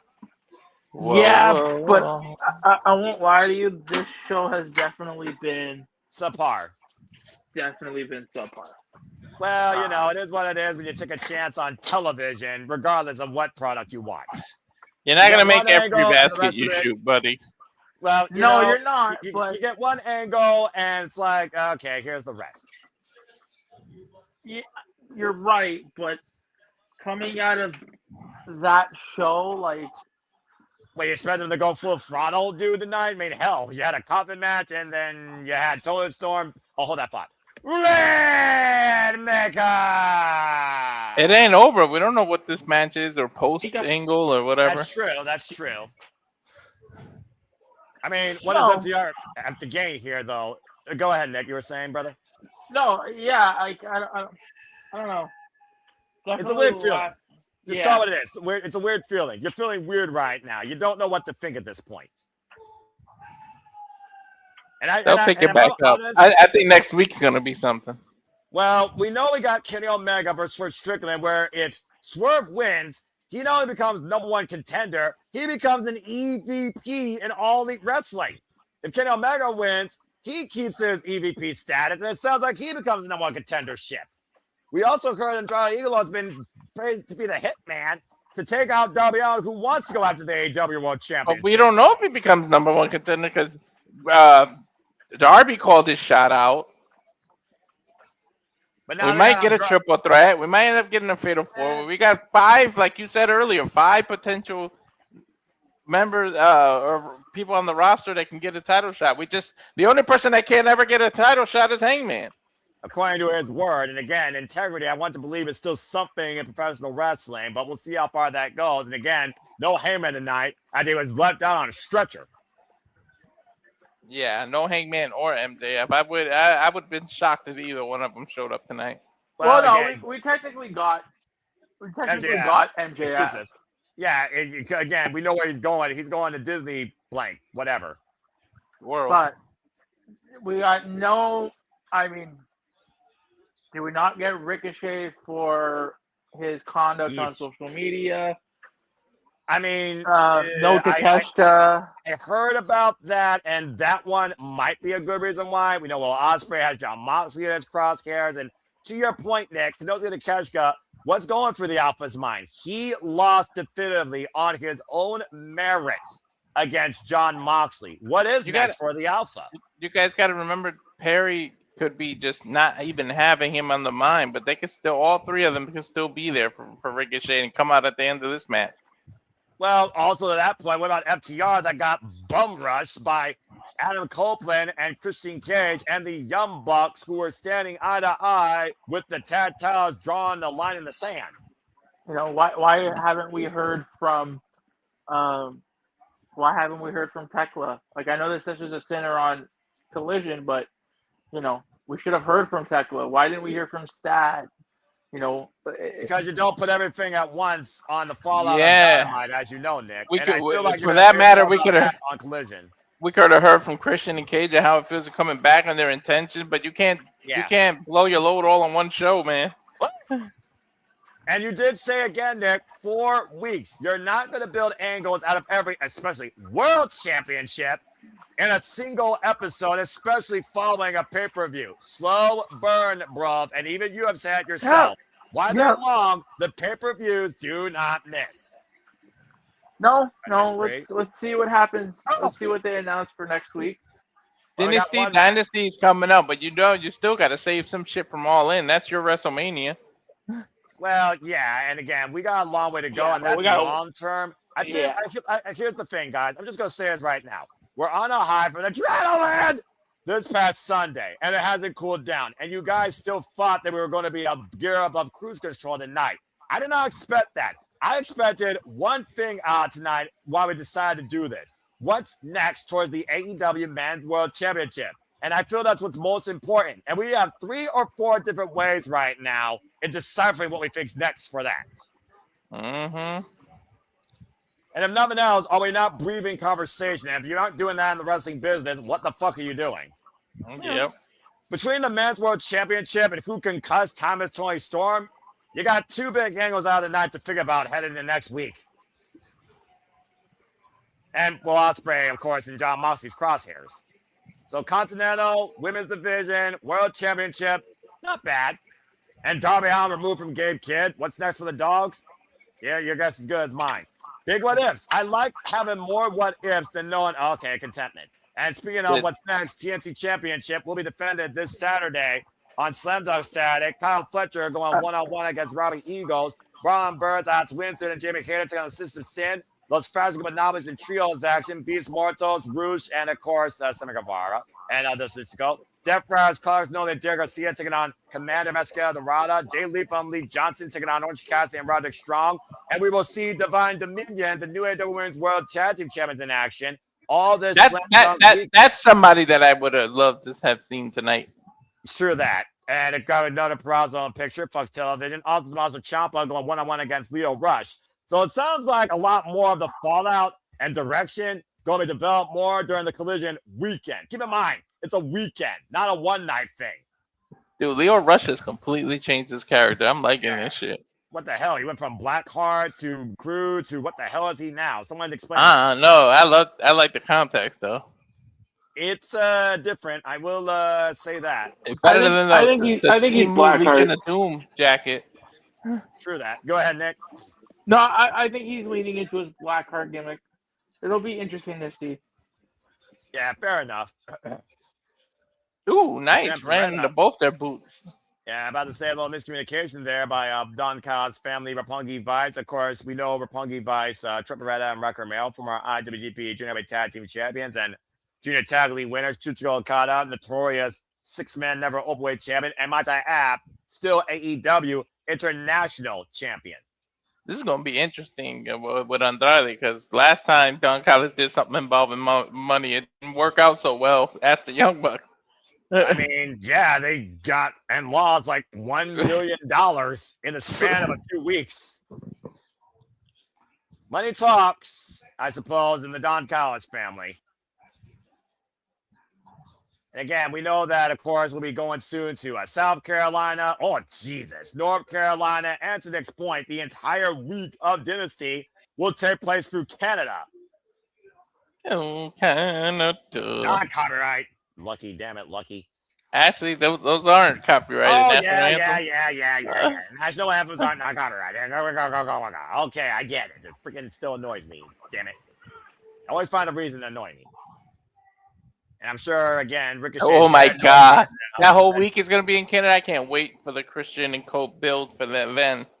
I mean, they're going to be involved at Dynasty. It's a foregone conclusion. It's just a matter of if that's the opportunity that they get to finally do what Adam Cole came to AEW to do with his longest running brother in the business. And that's one last run as tag champs, even if he's an asshole. Freaking grimace like Christian Cage's face. Dude, is it me or this, like, damn, how many fucking commercials are they going to give? Well, you got to pay to cover. This was the longest commercial break we had tonight. To be fair, there was no commercials probably during the women's match as well. And it does feel like it was limited commercials throughout the show. We talked about how fast the show's been flying by. So honestly, I'm not surprised. It's just it's hard. You do a great job. For me, it's kind of hard to focus when it's on the split screen. Well, yeah, you know, sometimes it's like what matters more, what's going on during the commercial or what actually is the commercial. For me, it's what's actually going on during the commercial. Jawbreaker by Jack Perry. And again, we don't know the go-out angle. Does the man get involved? Does FTR get involved? Does Christian Cage and Adam Copeland get involved? Does something else happen that throws this thing off the rails? Does Mina Shirakawa get mysteriously attacked? Or do we find out who attacked our Toni Storm all along? Able to corner and Jeff Perry able to get out of the way as we're back here on main event on AEW Dynamite. A very subtle, and honestly, I need this after Sunday night. Very subtle, simple Wednesday night.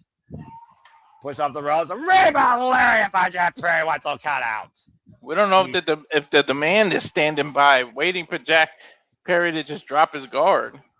Well, Jurassic Express are looking to go on a national tour. So, again, we don't know if they're trying to break that bus. We know it.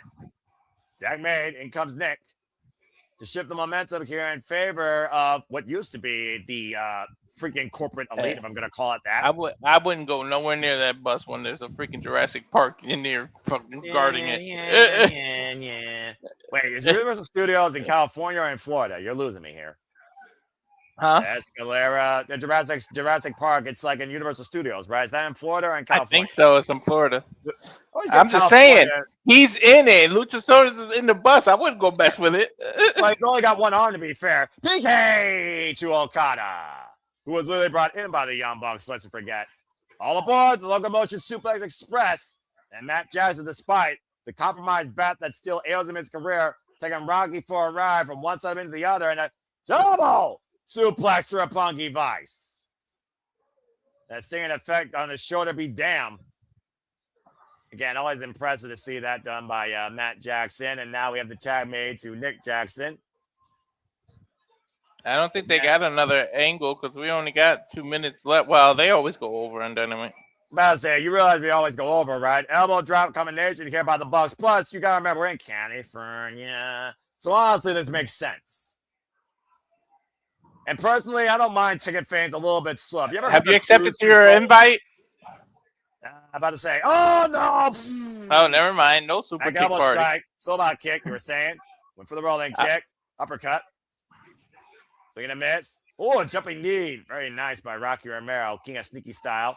And, oh no! There it is. I got my invite. Super kick party. Yeah, there goes Trent, who literally super kick Rocky. Jumping knee combination by Roppongi Vice. Wipes the Bucks out. Jack Perry and Okada nowhere to be found right now. Referee was calling us Rick Knox, by the way. Irish whip, sit up and over.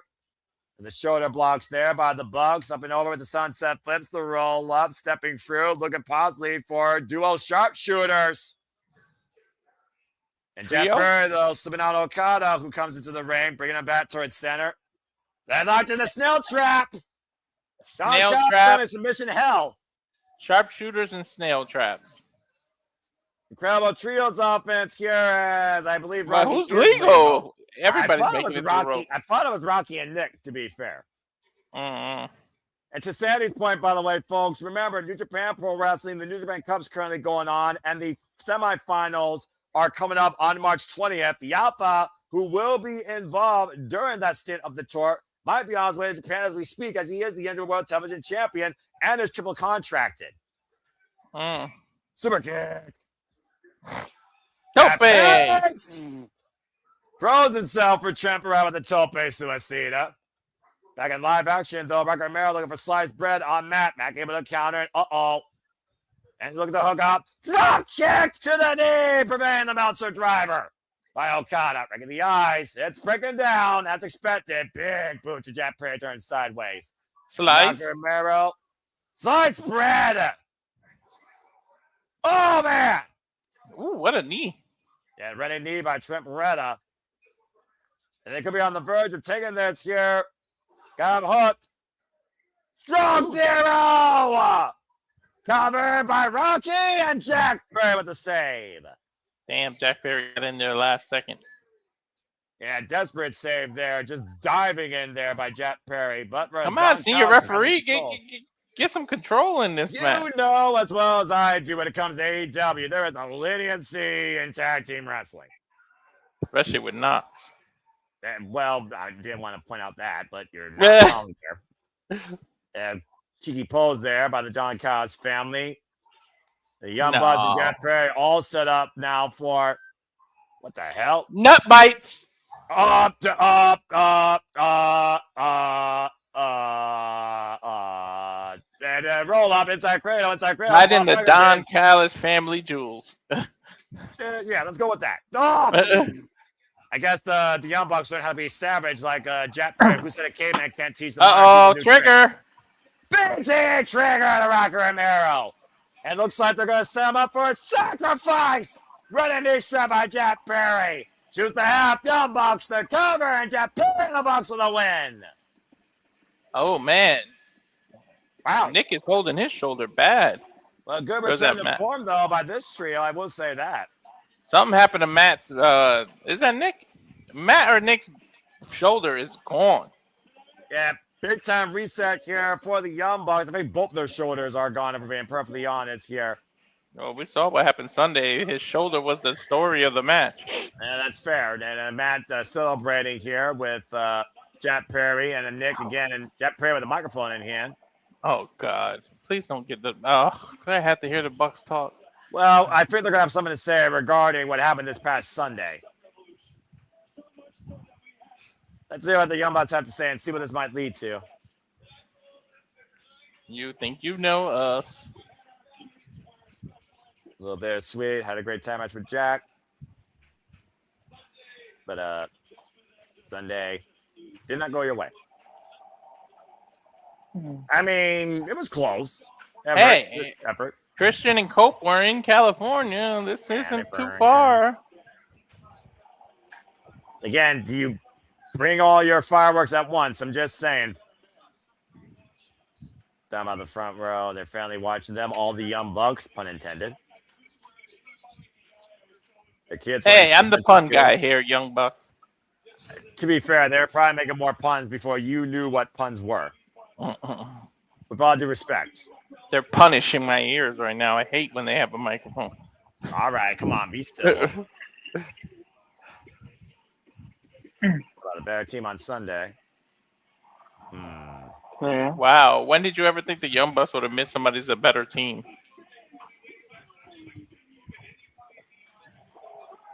It was his birthday? I guess he had a belated birthday. I didn't know that.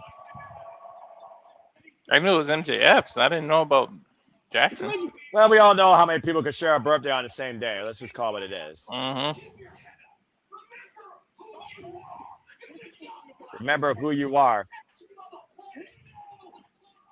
Talking about himself. Sounds like some self-motivation here.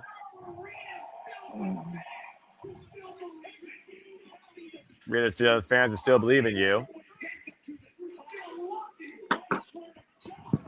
We have still have fans who still love you. You develop following. Talking about his fire scene sons, I'm proud of you. Papa Buck seems all right. Even Jeff said Papa Buck seems all right. We did talk about before how this year could be the Elite's last run. Oh, okay.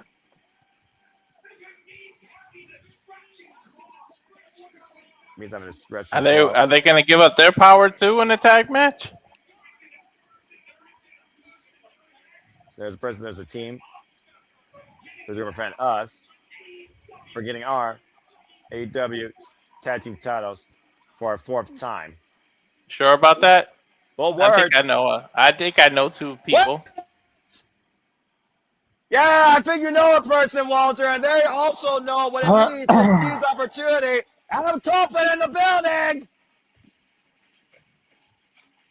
They took the drive to Fresno. Where's his asshole? I'm just saying. Where's his asshole? Is he going to come from behind again? Well, I mean, do the Young Bucks and Adam Coffin and Christian Cage have mutual respect?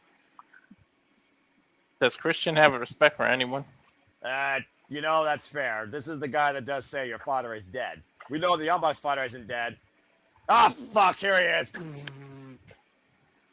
Interesting. Okay, so I mean, this is where we're talked about what you thought the tag team scene might be becoming, Nick, and I think your premonition is slowly coming to fruition. Here comes Christian Cage. I knew they were here. Duh, they were in California. Exactly. They're back. And they're back for revenge, and they're back for the tag team championships, as we clearly saw on Sunday. The first time we're seeing Adam Coleman and Christian Cage since AEW All Out last year in Toronto. FTR did some shit to them, man. Took them out. Yeah, including Adam Coleman's wife. And to be fair, the matriarchy also played heavily involved in that. Let's see what the ENC have to say, or ANC. Never thought I'd see this, and I know I'd never thought I'd see it. This is a time capsule and a half.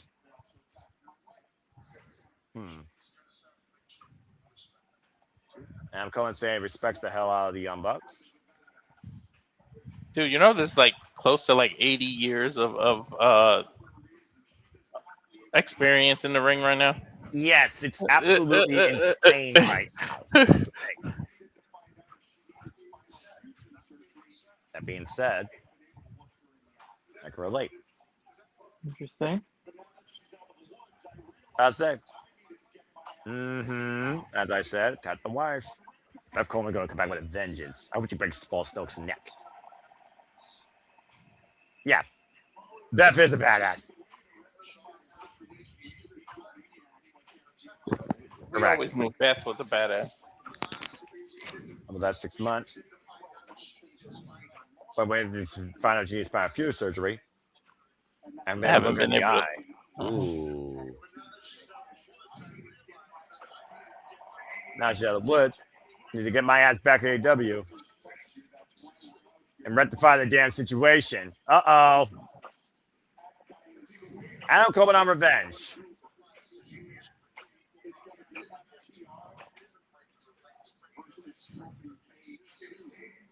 Christian Cage. Just arms folded and just. It's more important than families. And that's taking the AEW Tag Team Championships. There's only one set of titles and so many tag teams. True that. Well, you're going to hear from us first. At Dynasty in Vancouver. It's going to be FTR versus Kobe Cage 2 for the AEW World Tag Team Championships. That's official. And the graphic is there. What? Now Christian Cage with the mic. You understand this situation is personal for me too. Winning the tag team just means to make a ton of money. Let's never change, Christian. Selfish prick. We just prove that we're not only the best tag team, our generation. We get to prove we're the best tag team of your generation. Oh, I like this. FTR. I mean, I've said it. We've said it since like Dynasty. Like it's the name of the show. It is the name of the show. Yes. It's just it makes sense between all these three teams, right? It's all about the each team's legacy, each of their dynasties. Yeah, but look at what team's on the stage. What's the gold? And Smallstoke has a mic. Copeland and the Bucks saying, "Shut up!" Yeah, no one wants to hear you, you friggin' pipple. So I guess I guess in these next few weeks we're gonna get. I mean, yeah, we must get. Well, the match is made official for the pay-per-view. Super kick by Cash. Spirit attacks. And Christian Cage lining up Cash. Oh, and a low blow. Field goal. Now hit the Young Bucks. Hit the Young Bucks. Hit the Young Bucks. It's good. Well, that was it. Well.